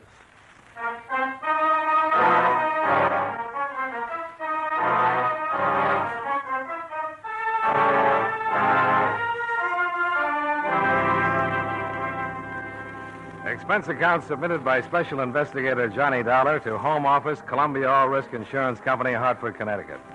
The following is an accounting of expenditures during my investigation of the Shayne bombing matter. Expense account item 1, $14.75. Train fare and incidentals between Hartford and New York City. after I received from you the necessary information concerning the late David Shayne. I arrived in New York at 3:30 in the afternoon and went directly to the 3rd Precinct Station, where I contacted Lieutenant Will Stevens of Homicide. Sit down, Johnny. Oh, thanks, Will. Been a long time. Yeah, it has. Will, I'm investigating the David Shayne killing. Well, I'll give you all the help I can. Well, I'd appreciate it. I understand you're holding the brother. Yeah. We talked to Mrs. Shayne. She told us Charles sent the box. Says she heard David say so before he opened it. Brothers weren't living together? No, Charles Shayne's been in California. He arrived here by plane this morning. We picked him up. What does he say about it? He swears he didn't do it. What do you think? Well, I don't know. As near as we can find out, the brothers were very close. Oh, so were Cain and Abel. Yeah. But there doesn't seem to be any motive in this case. At least we can't find any. I thought for a while Charles was going to give us a lead, but just before we had him brought up for questioning, his lawyer showed up. With a writ? No, just said he was representing Charles and wanted to talk to him. He was with him for about a half hour, and after he left, Charles wouldn't open his mouth. My report on David Shayne says he worked at Bishop and Harding. That's right. Factory foreman. I knew him. He's a nice guy. Took a lot of interest in union affairs, and everybody seemed to like him. And you can't find any motive for the brother to send him a bomb? Not yet. Can I talk to Charles? Sure. But you're not going to get anything out of him.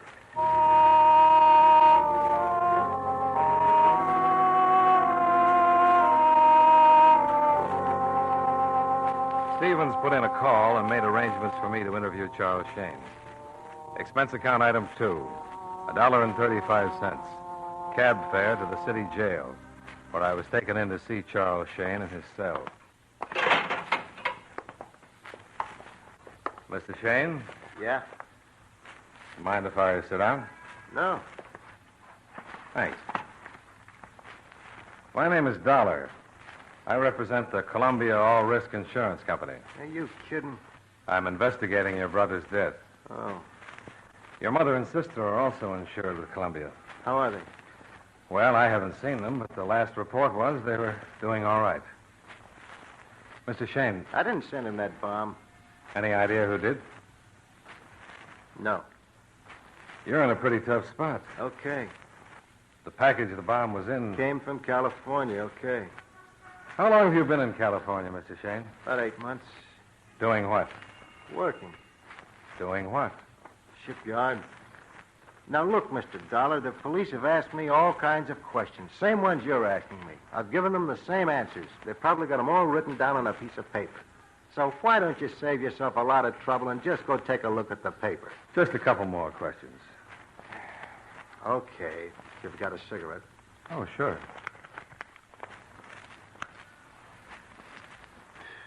If you had a job in California, why did you come back to New York? Because I quit my job. Why? Because I didn't like it. Now, you've had your couple of questions, Mr. Dollar. Okay. You didn't send the bomb? No, I didn't send the bomb. Now, will you lay off, please? Okay. Guard. I'm going to see your mother and sister. Any message? No. I can't help wondering What? how your brother knew the package was from you. Goodbye, Mr. Dollar. Kind of foolish for a guy to send someone a bomb in a package that could be so easily identified. I said goodbye, Mr. Dollar. And thanks for the cigarette. Sure.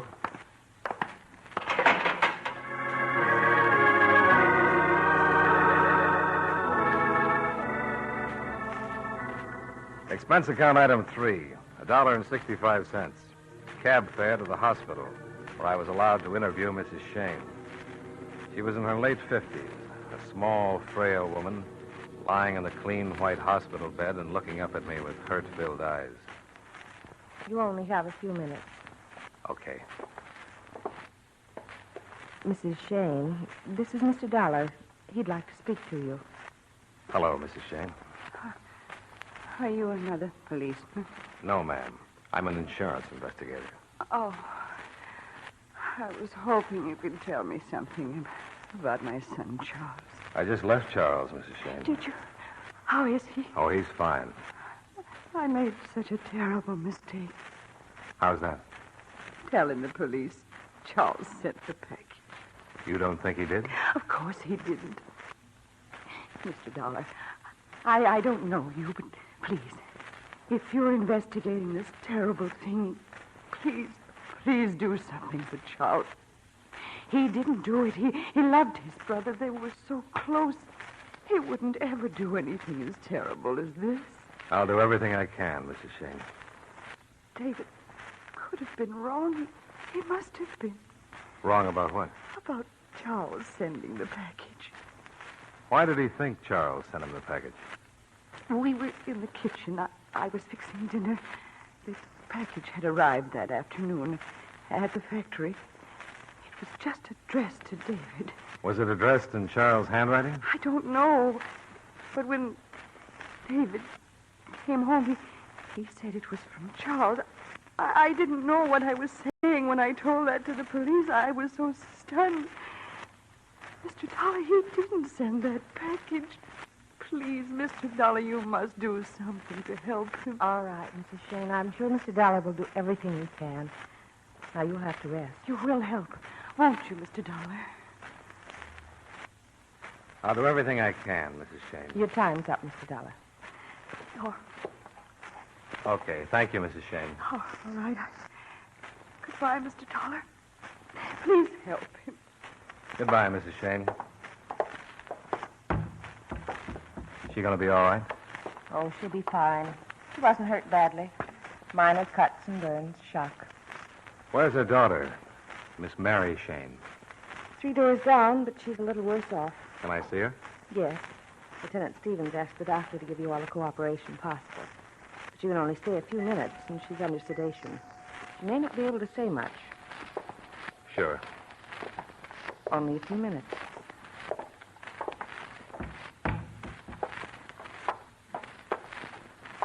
Miss Shayne? Miss Shayne, this is Mr. Dollar. He'd like to speak with you. Who? Johnny Dollar, Miss Shayne. I'm investigating your brother's death. Oh, yes, Mr. Dollar. I'm a little sleepy. They gave me something to make me sleep, and things don't make much sense. I'm sorry. I just saw your brother Charles. He didn't do it.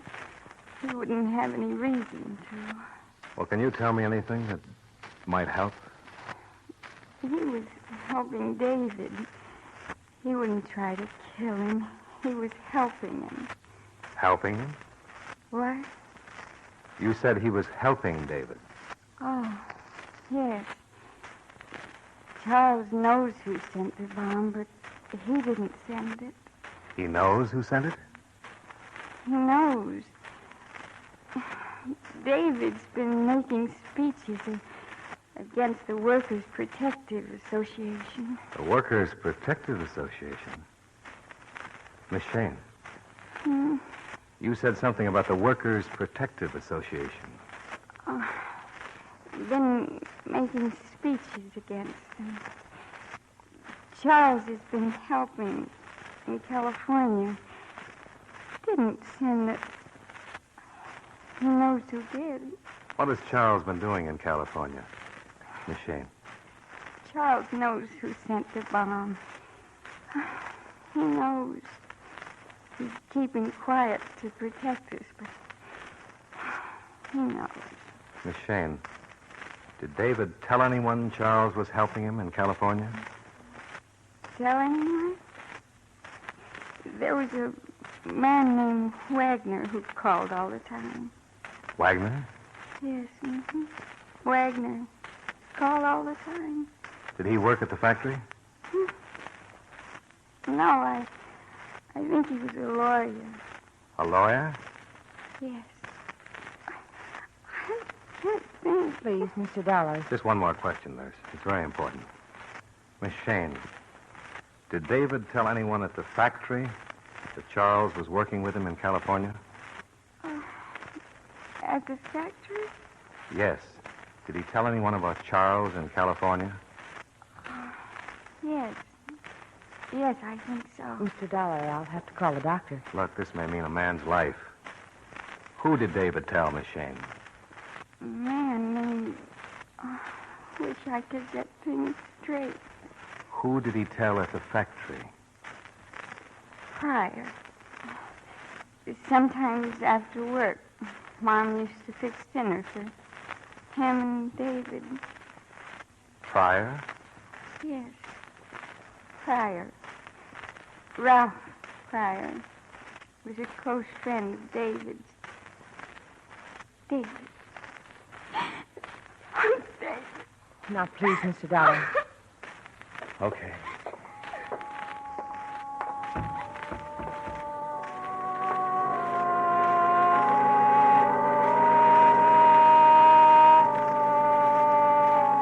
I left the hospital and walked out in the street. One of those sidewalk photographers snapped my picture and handed me a card in case I wanted to send him 2 bits for the print. I threw the card away and hailed another cab. Expense account item 4, $2.65. Cab fare to the Bishop and Harding factory where David had worked. I identified myself to the superintendent. He took me down and introduced me to the new foreman of the shop, who pointed out Ralph Pryor at a turret lathe.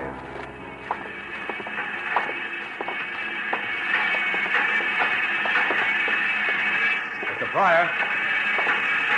Mr. Pryor.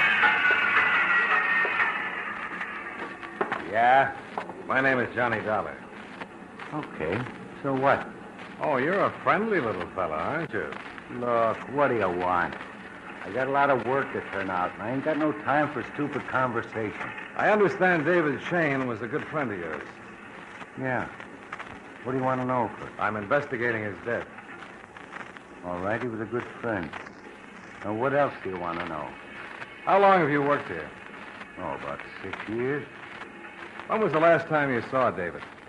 Yesterday. Said goodbye to him when he left work. You don't seem very unhappy. You got any more questions? Yeah. How does the mail come in here? From the mail room. Who brings it in? Nobody special. Foreman usually sends someone after. How do I find the mail room? Up the hall at the head of the stairs. Thanks.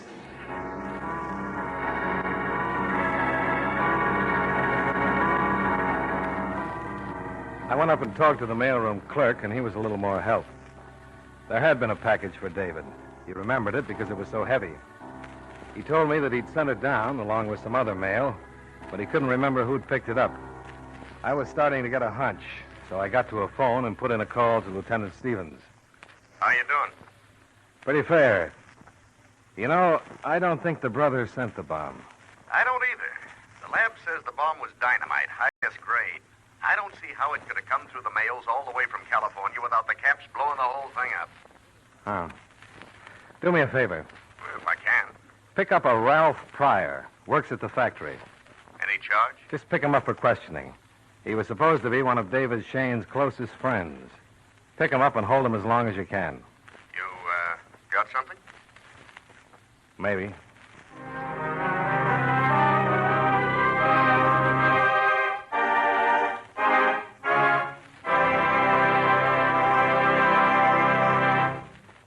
Friends, you know Wrigley's Spearmint Gum is a delicious treat that millions enjoy all year round.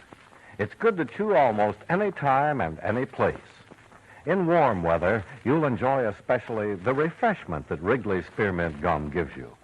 When your mouth feels hot and dry, or when you're feeling warm and tired, chewing Wrigley's Spearmint gives you a pleasant little lift. It cools your mouth, moistens your throat, and refreshes your taste. Besides, chewing on a good smooth piece of Wrigley's Spearmint Gum seems to add enjoyment to whatever else you're doing. So enjoy it at home, at work, wherever you are. And remember, Wrigley's Spearmint Gum is a swell treat to take along on picnics. Get plenty for everybody. That's Wrigley's Spearmint Chewing Gum. Healthful, refreshing, delicious.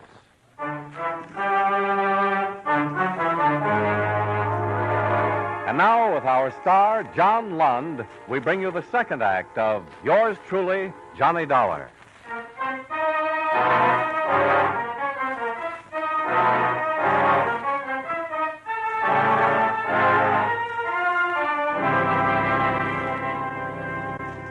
After calling Lieutenant Stevens, I left the factory and hung around outside for about 15 minutes till I spotted a squad car pull up and two of New York's finest go into the building to pick up Ralph Pryor.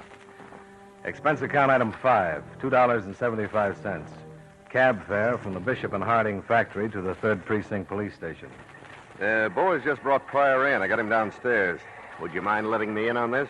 Well, it's a long shot. I found out what Charles Shayne was doing in California. Well, we know that. He worked in the shipyard. Yeah, but he was also doing some undercover work. Undercover work?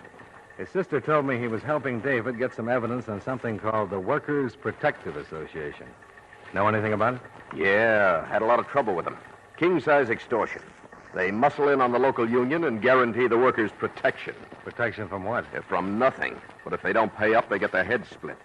We've even had a couple of killings, but we've never been able to pin them on anyone. The FBI's been working on it for over a year. They're operating all over the country. I'll bet my expense account that they sent the bomb. Well, you think Pryor's mixed up in it? Well, the sister told me Pryor knew what Charles was doing in California. David told him. You don't think Pryor's going to admit anything, do you? I doubt it. But I'm interested in seeing who comes to bail him out. The sister also told me David got a number of calls from a lawyer named Wagner. The lawyer who came to see Charles this morning was named Wagner.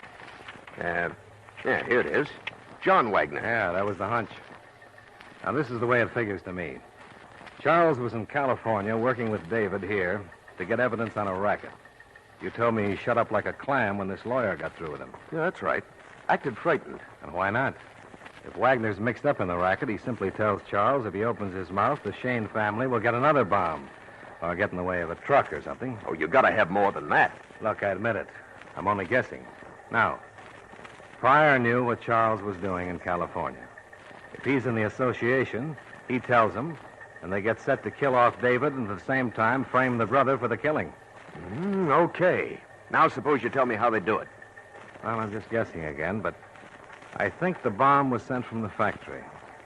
And in order to get hold of that package, the man who planted the bomb would have to be working in David's shop. That where Pryor works? He sure does. Excuse me. Stevens.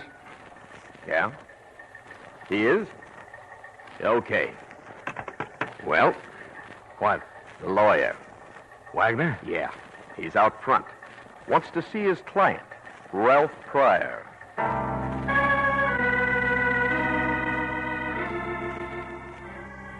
I left Stevens and went out front where I spotted the lawyer, Wagner. He was small, dressed neatly in a Homburg, blue suit, and spats. I made sure he was the man I wanted, and I went out front to wait. About a half an hour later, he finally came out and grabbed a cab. Expense account item 6, $3.25. One more cab to tail Wagner. He led me to a waterfront dive on Canal Street. I watched him go in, then I followed.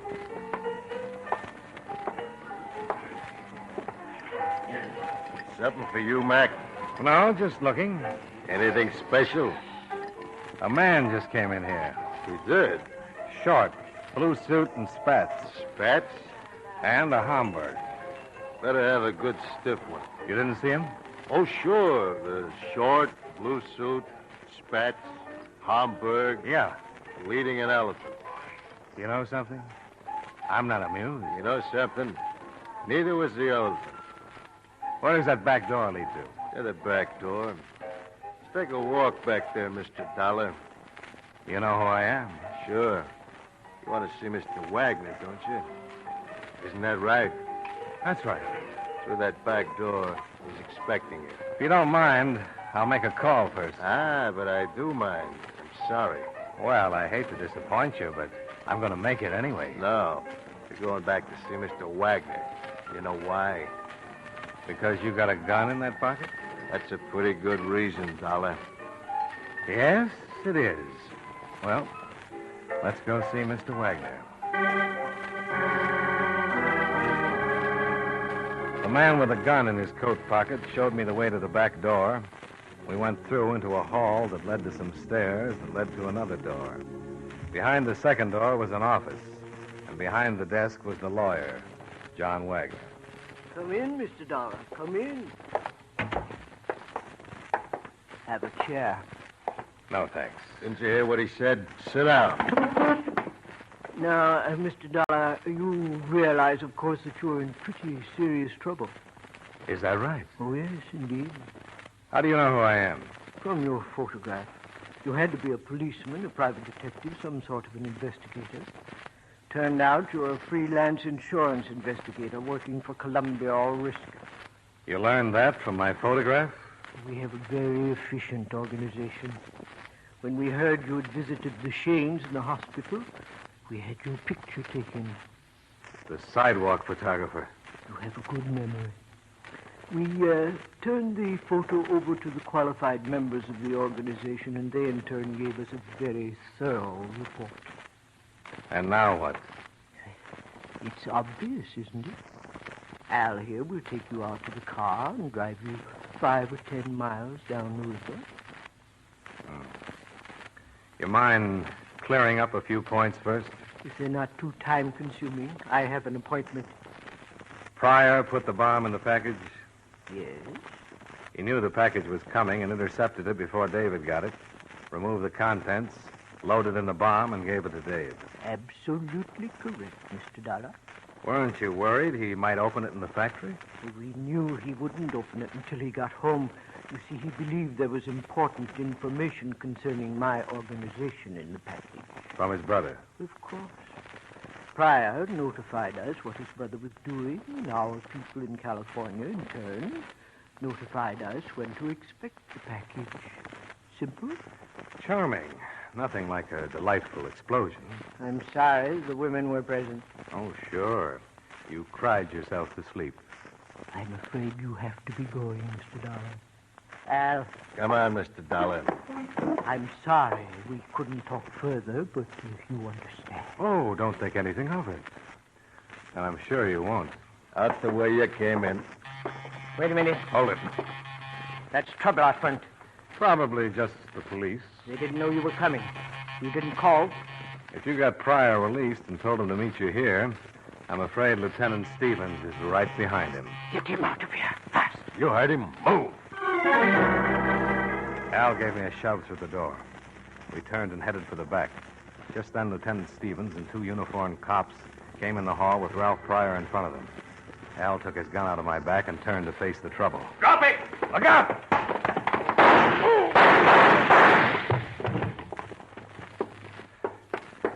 I tried to take it away from him. Jim, take Pryor out to the car. Where's Wagner? In here. The window. There he goes. Wagner, stop! No, don't shoot. I can catch him. I'd love it.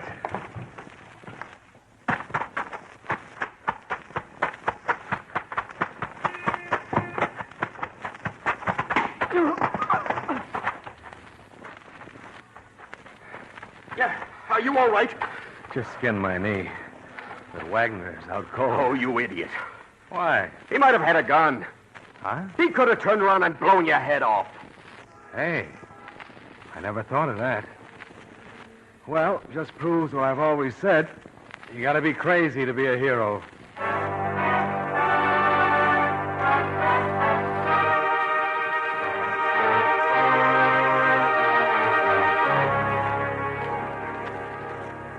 The whole thing tied together something like this. Wagner was the head of the Workers' Protective Association.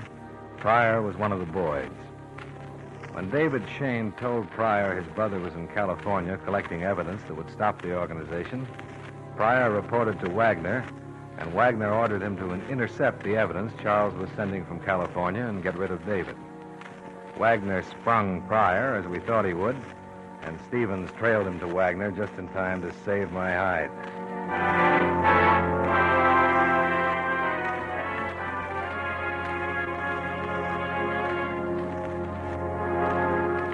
Expense account item 7, $22. Dinner with Lieutenant Stevens in grateful appreciation. Item 8, $32.50 for a new pair of slacks and minor first aid for my skinned knee. Expense account items 9 and 10, $42.80. Hotel bill, train fare, and incidentals back to Hartford the next day. Expense account total, $123.70. Yours truly, Johnny Dollar.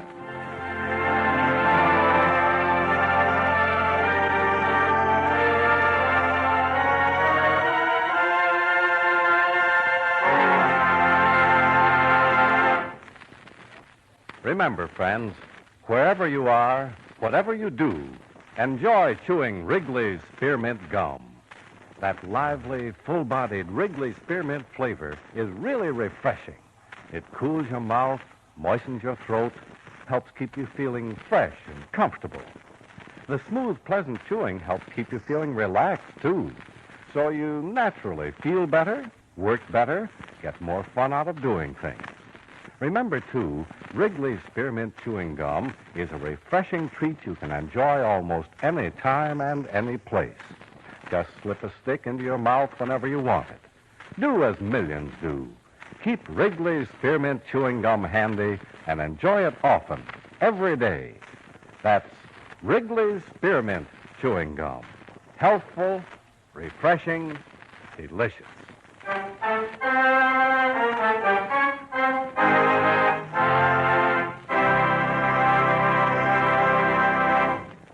Yours truly, Johnny Dollar, brought to you by Wrigley's Spearmint Chewing Gum, stars John Lund in the title role and was written by Blake Edwards with music by Eddie Dunstetter. Featured in tonight's cast were Junius Matthews, Frank Nelson, Clayton Post, Virginia Gregg, Mary Lansing, Sammy Hill, and Jim Nusser. Yours truly, Johnny Dollar, is produced and directed by Jaime Del Valle.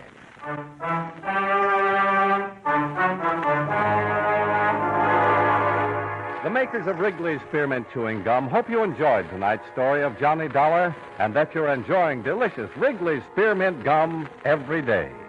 This is Charles Lyon, inviting you to join us again next week at the same time when from Hollywood, John Lund returns as yours truly, Johnny Dollar.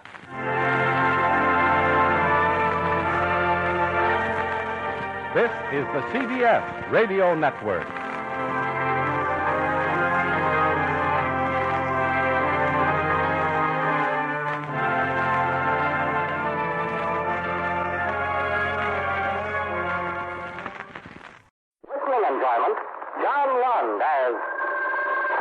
Johnny Dollar. Look, Shaw, Johnny. Oh, yes, Mr. Shaw. Our company holds a policy on Miss Judith Thompson. She was killed. How? Somebody shot her. You'll have to go to Los Angeles. I'll book space right away. Come on down to the office as soon as you can, and I'll give you the details. Shaw and Shayne, and I'm yours.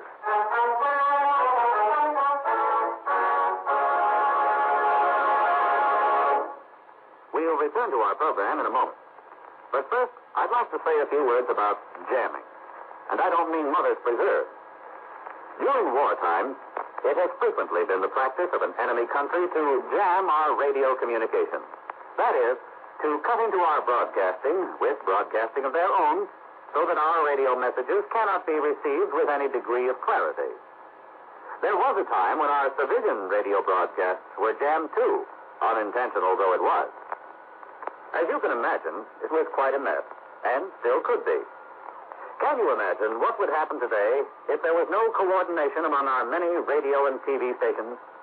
Or if the telephone companies didn't cooperate? When radio broadcasting first began in our country, each station chose its own call letters, power, and spot on the dial. It wasn't long before 2 or 3 stations would try to come in on the same spot, and the poor listener couldn't understand a thing he heard. So, to get things organized, the Federal Communications Commission was born. Licenses were issued to each station and to qualified operating engineers. The same thing now applies to TV stations. Today, a radio or TV station may request certain call letters, and if no one else has them, the call letters are issued. But power and the spot on the dial are restricted by laws of nature, and the FCC engineers don't have much choice in what they tell the station operator he can or cannot do. With the telephone and telegraph, however, the situation is different. The FCC makes sure the rates are fair both to the company and to the consumer, and that all the independent companies work together so that someone in Japan or Germany, for example, can call someone else in New York with practically no delay or trouble. So the next time you pick up a stateside broadcast loud and clear, or hear everything your family says to you over the telephone, just remember that you have the Federal Communications Commission to thank.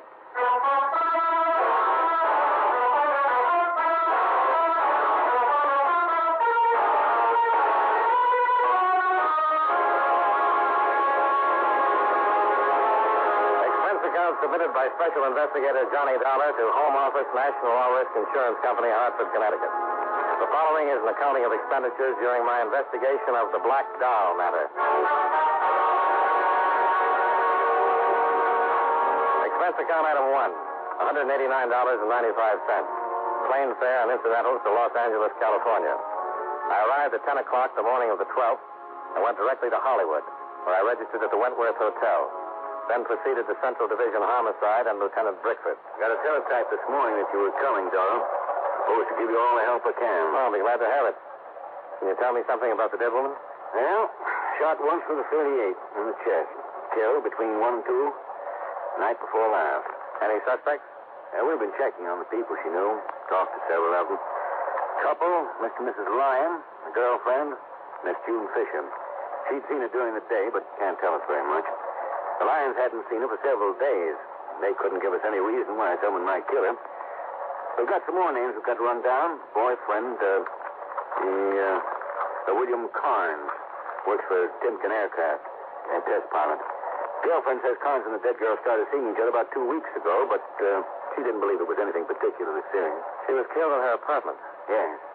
Killer entered by back door, ripped the screen, but wasn't robbery. Nothing was touched. Somebody just walked in and killed her. Yeah. That's the way it looks. Lab hasn't come up with anything that'll help so far. No prints. They got the bullet, but we need the gun. What did she do that night? Well, that's something we still got to find out. We are pretty sure she went out. There were some clothes on the chair, slacks and a coat. Wouldn't wear the coat around the house. What about this boyfriend? I was going out to talk to him this morning. I wanted to check on him first. Pilot in the last war. Went to work for Timken right after he was discharged. Seemed like a pretty solid citizen. A lot of citizens are pretty solid until they kill somebody. Yeah. Well, you want to run out the field with me? If you don't mind. Well, not a bit. Give me somebody to talk to.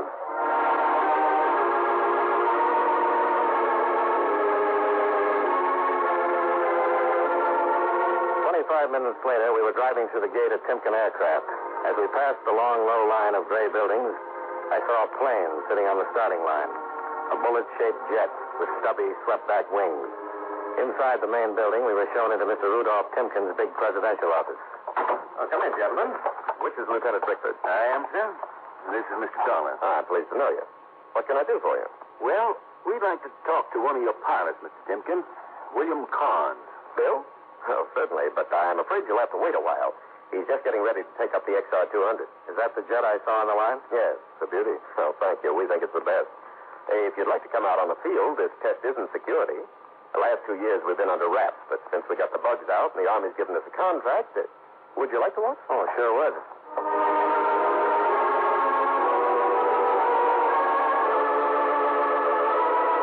Timken took us out in the field, and we watched the jet take off and climb toward the west.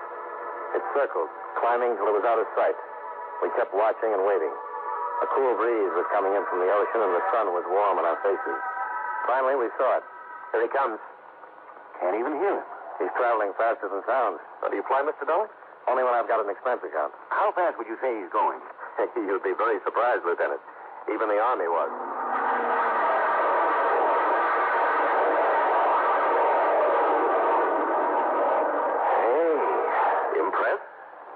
Yeah. I'll stick to being a cop. He's in his turn now. Yeah. Come in across field. He's even lower.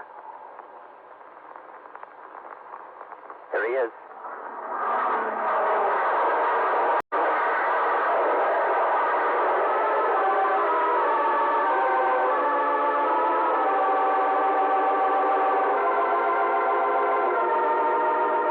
On the field until William Carnes landed the plane. Then we went back to Timken's office. The president of Timken Aircraft gave orders for Carnes to report as soon as he could, and about 20 minutes later, the young pilot was shown in. Timken introduced us and then left. What can I do for you, Lieutenant? Just a few questions. Do you know a Miss Judith Thompson? Yeah, what's wrong? She's dead. Somebody killed her.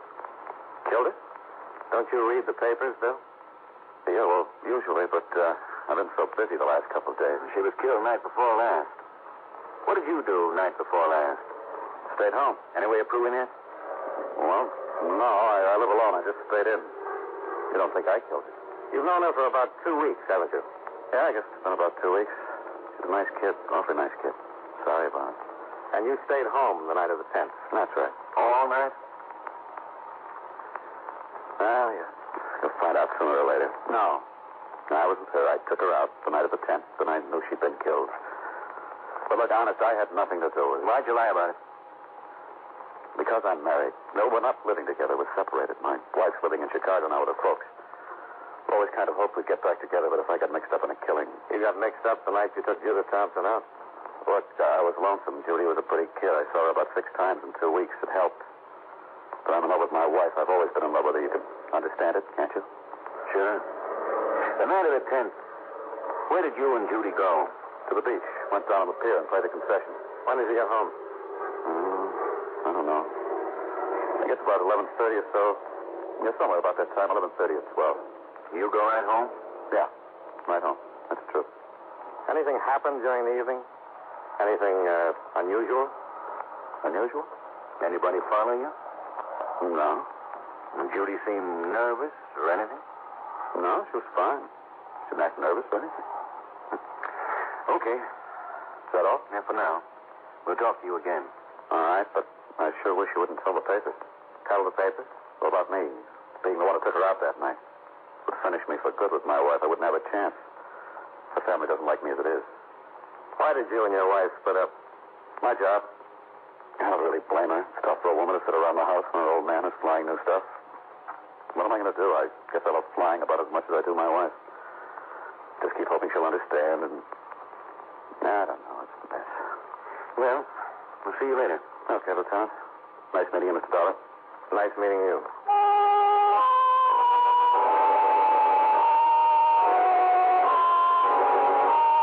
We got time sitting in a big office and located Timken. We thanked him for his cooperation, then went out to the car. We were about to drive away when Bill Carnes ran out of the building. Oh, wait a minute. Yeah. Just thought of something. Yeah? What is it? Well, I doubt if it means anything. In fact, I forgot all about it until just a minute ago. Something about the other night? Yeah. When we were down on the pier on the fight, playing the concessions, I down there had a fight. Fight? Yeah, that's a shooting gallery. I spent about $2 knocking down fights and winning coupons. When I got done, Judy wanted one of the dolls, the plaster prizes. Yeah. This was a big black one, about this big. And the guy wouldn't give it to me. You got in a fight with him? Oh, darn near. I won enough coupons for the doll, but he said it wasn't a prize. And I said, what did he got it up on the shelf for? Judy wanted it, so I finally made him give it to me. Then we had to fight him for it. Hey, it wasn't so much the doll, it was the principle. I hate to be had like that. No. I know it isn't much, but it was kind of strange. Of course, I don't know what it could have to do with Judy. Well, you never know. Did she take the doll home with her? Well, yeah, sure. And a lot of other things we won, kind of junk. Okay, Bill. Thanks a lot. Sure. See you later. Yeah. Bye. Go on.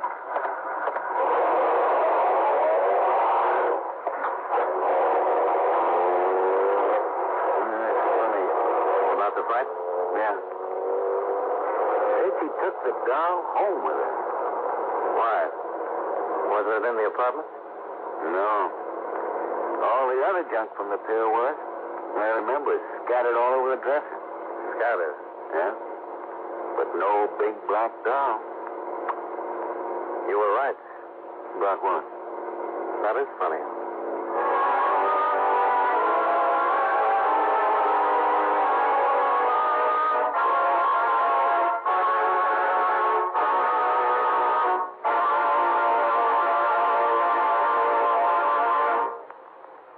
Many great men have attained the highest office in our land, the presidency of the United States.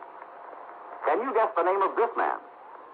According to historians, no other single man ever did as much for a country as this president did for the United States. After a brilliant military career, he was called from retirement to preside at a federal convention in Philadelphia, where he was unanimously chosen president. He was also unanimously reelected for a second term, but refused to run for a third. Although a Federalist, he named a man from another party, Thomas Jefferson, as Secretary of State. If you don't have his name by now, here are 2 more clues. During his presidency, the cotton gin was invented, and the first census was taken. Who was he? George Washington, first President of the United States. His life is part of your American heritage.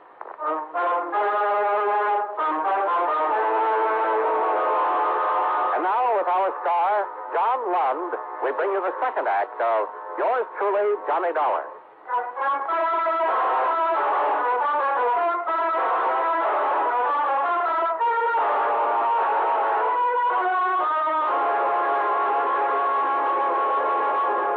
Lieutenant Brickford drove across town to the dead girl's apartment just off Franklin Avenue in Hollywood. A uniformed cop was still staked out at the door. He gave Brickford a casual salute as we let ourselves in. Yeah, body was here. Shot from where? From over here. And position of the body and wound puts the killer somewhere in this area here. Which way is the back door? Through there. And here's the stuff on the dresser. Uh-huh. Everything you'd win at an amusement fair. Everything but a big black doll. Why would a plaster doll be so important? I couldn't even guess. Well, it's the only lead you've got so far. You want to check it, I suppose. Concessions on the pier open around 6. You got any plans for this evening? I'm with you. Let's go talk to Bill Carnes again. I think it'd be a good idea if he came along with us tonight.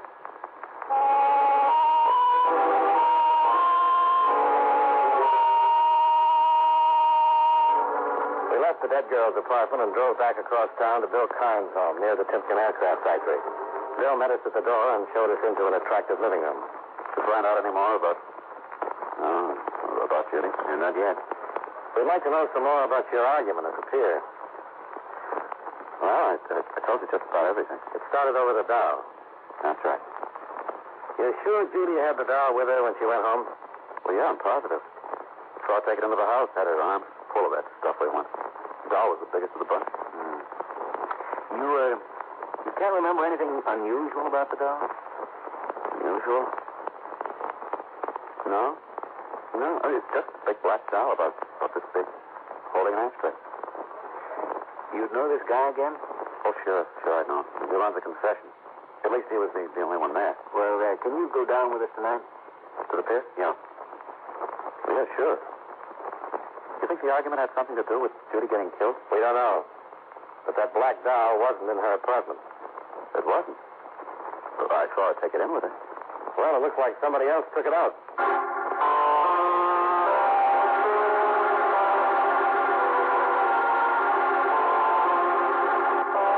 Expense account item 2, $14.55. Dinner for Brickford, Carnes, and myself. A short drive later, we pulled into the big parking lot on the amusement pier.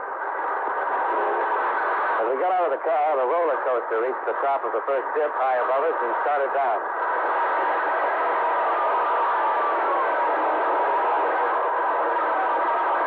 We crossed the parking lot and walked out on the pier.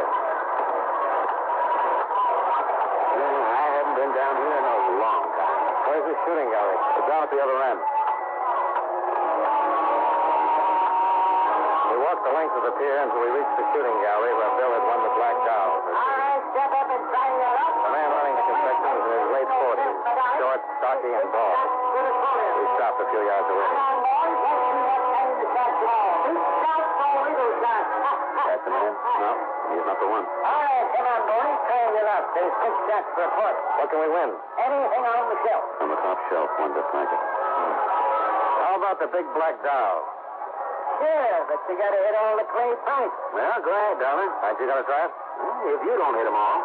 Okay. Let me see. There you are.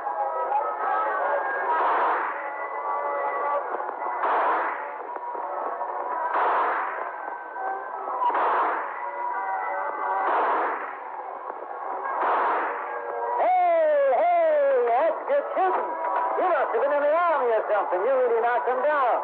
Say now, boys, how about another round? No, I'll just take the doll. Sure. How about you boys not going to let him show you up now, are you? He already did. Another round and you can win a cup and a cigarette. Just the doll. Okay. There you are. The way you shoot, you could win anything I got here. Say, you the only man who runs this place? Yeah, right. You weren't running it 3 nights ago. What do you mean? Saw a guy, younger than you, nasty disposition. He was here then. Oh, you mean Charlie? If that's his name. Yeah, here you get first for me. Where is he? Why, what's with the examination? We just want to know where he is. Oh? Are you a cop? Why? Well, hey, you act like a cop. You win yourself a dolly. Where is he? I don't know. He quit. When did he quit? Last night. What's his full name? Charlie Gilbert. Where can we find him? I don't know. He worked for you and you don't know where he lives? That's right. I gave him a job one night. Didn't ask him where he lived. Why did he quit? How do I know? Just quit. Said he was through and took his pay. Ain't nothing illegal about that, is there? You ever been arrested? Me? You. No. I want you to tell me everything you know about Charlie Gilbert.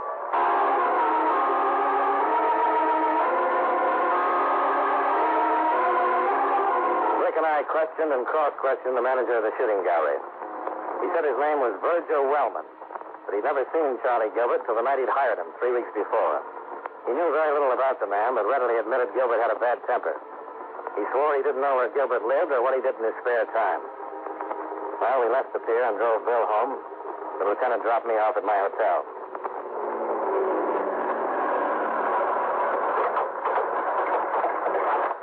Oh, thanks. Thanks for the dinner. What happens now? Well, get some sleep and try to find Gilbert.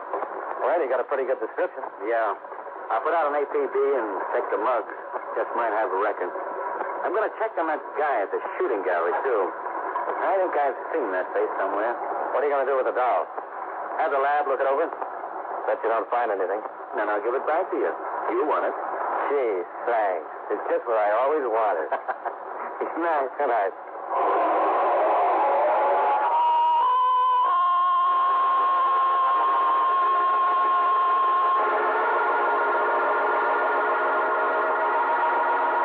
I went to my room, climbed into bed, and tried to put the puzzle together. After a half dozen cigarettes, I gave up and turned off the light.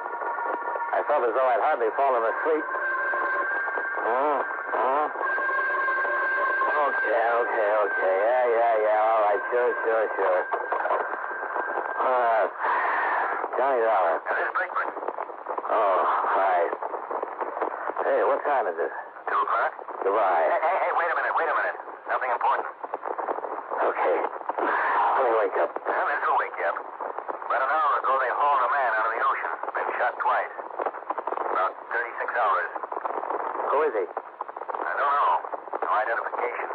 Nothing in our file on his prints. So we sent for a kickback from Washington. Why is this corpse so important? Because he fits the description Carnes and Wellman gave us. Gilbert? Yeah. And I went through the mugs and came up with an identification on the guy who was running the shooting gallery tonight. I knew I'd seen him before. Who is he? Right name's Virgil Shelton. Wellman's an alias. Got a narcotics record. Served 5 years. Only been out for a couple of months. Well, that sounds interesting. How about the dead man you found in the ocean? Carnes coming in to make an identification? Already sent for him. You coming down? Right away.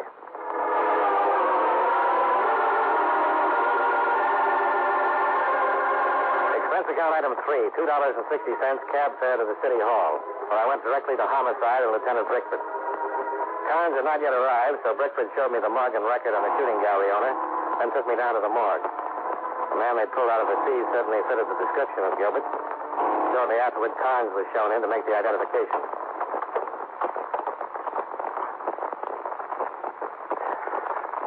Yeah. That Gilbert? That's the man I had the argument with. You sure? Yeah. I'm sure. Lieutenant, he said he'd been dead about 36 hours. Close. And he was killed shortly after the girl was. Yeah. Here's the kickback we were waiting for, Dollar. Prints on the dead man identify him as Frank Sidney, alias Charles Sidney, alias Sidney Gilbert. Alias Charles Gilbert. Yeah. FBI wants him, narcotics for him. Well, it sure gives him something in common with the guy at the shooting gallery tonight. Let's take another ride down to that pier.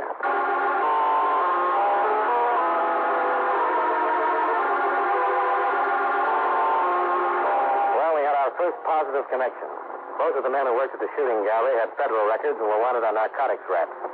Now all we had to find out is why the girl was killed, who did it, and how did the missing black doll figure. Brickford told Sergeant Hardy to take Carnes home. Then we went down in the garage and climbed into the lieutenant's car.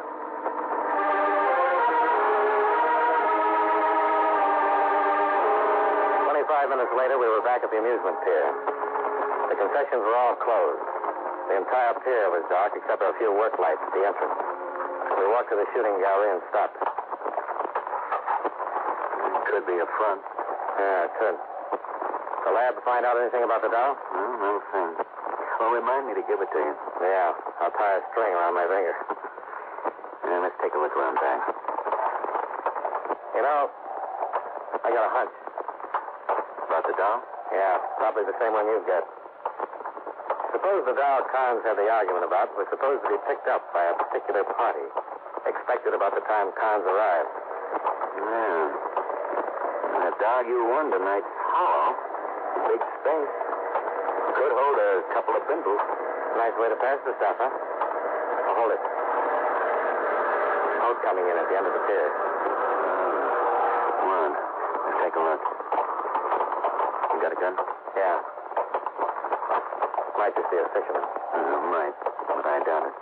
Better take it easy. The boat was pulled up to a small landing where a ladder led down from a spot a few yards away from us.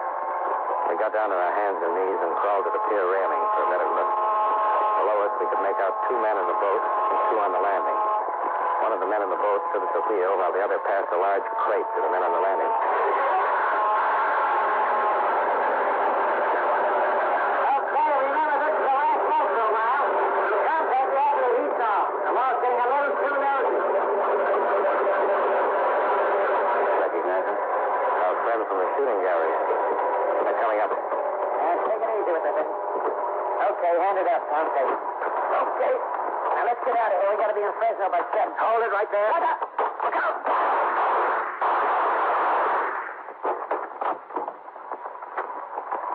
You okay? Yeah. Oh, this one's dead. Virgil's still with us. Yeah. Take his gun for a second. I want to look in that box. Yeah. You got a match? Yeah, right here. Well, looky here. Dolls. Big black dolls. And look what's inside. Mr. Dollar, looks like we've just cracked a king-size narcotics ring. Sure looks that way, Lieutenant.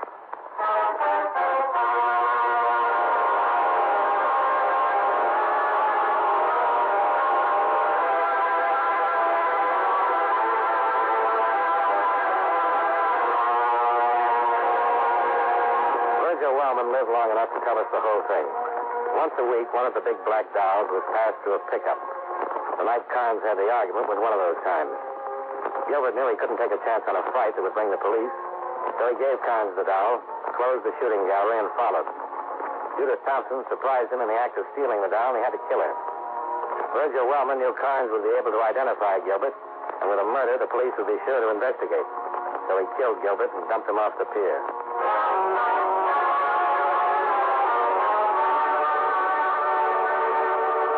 Expense account items 4, 5, and 6. $260.50. Hotel bill, breakfast, and plane fare back to Hartford. Lieutenant Brickford drove me to the airport, thanked me, and gave me the big black doll I'd won at the shooting gallery. It looks awful, but it makes a fair ashtray. Expense account total, $467.60. Yours truly, Johnny Dollar.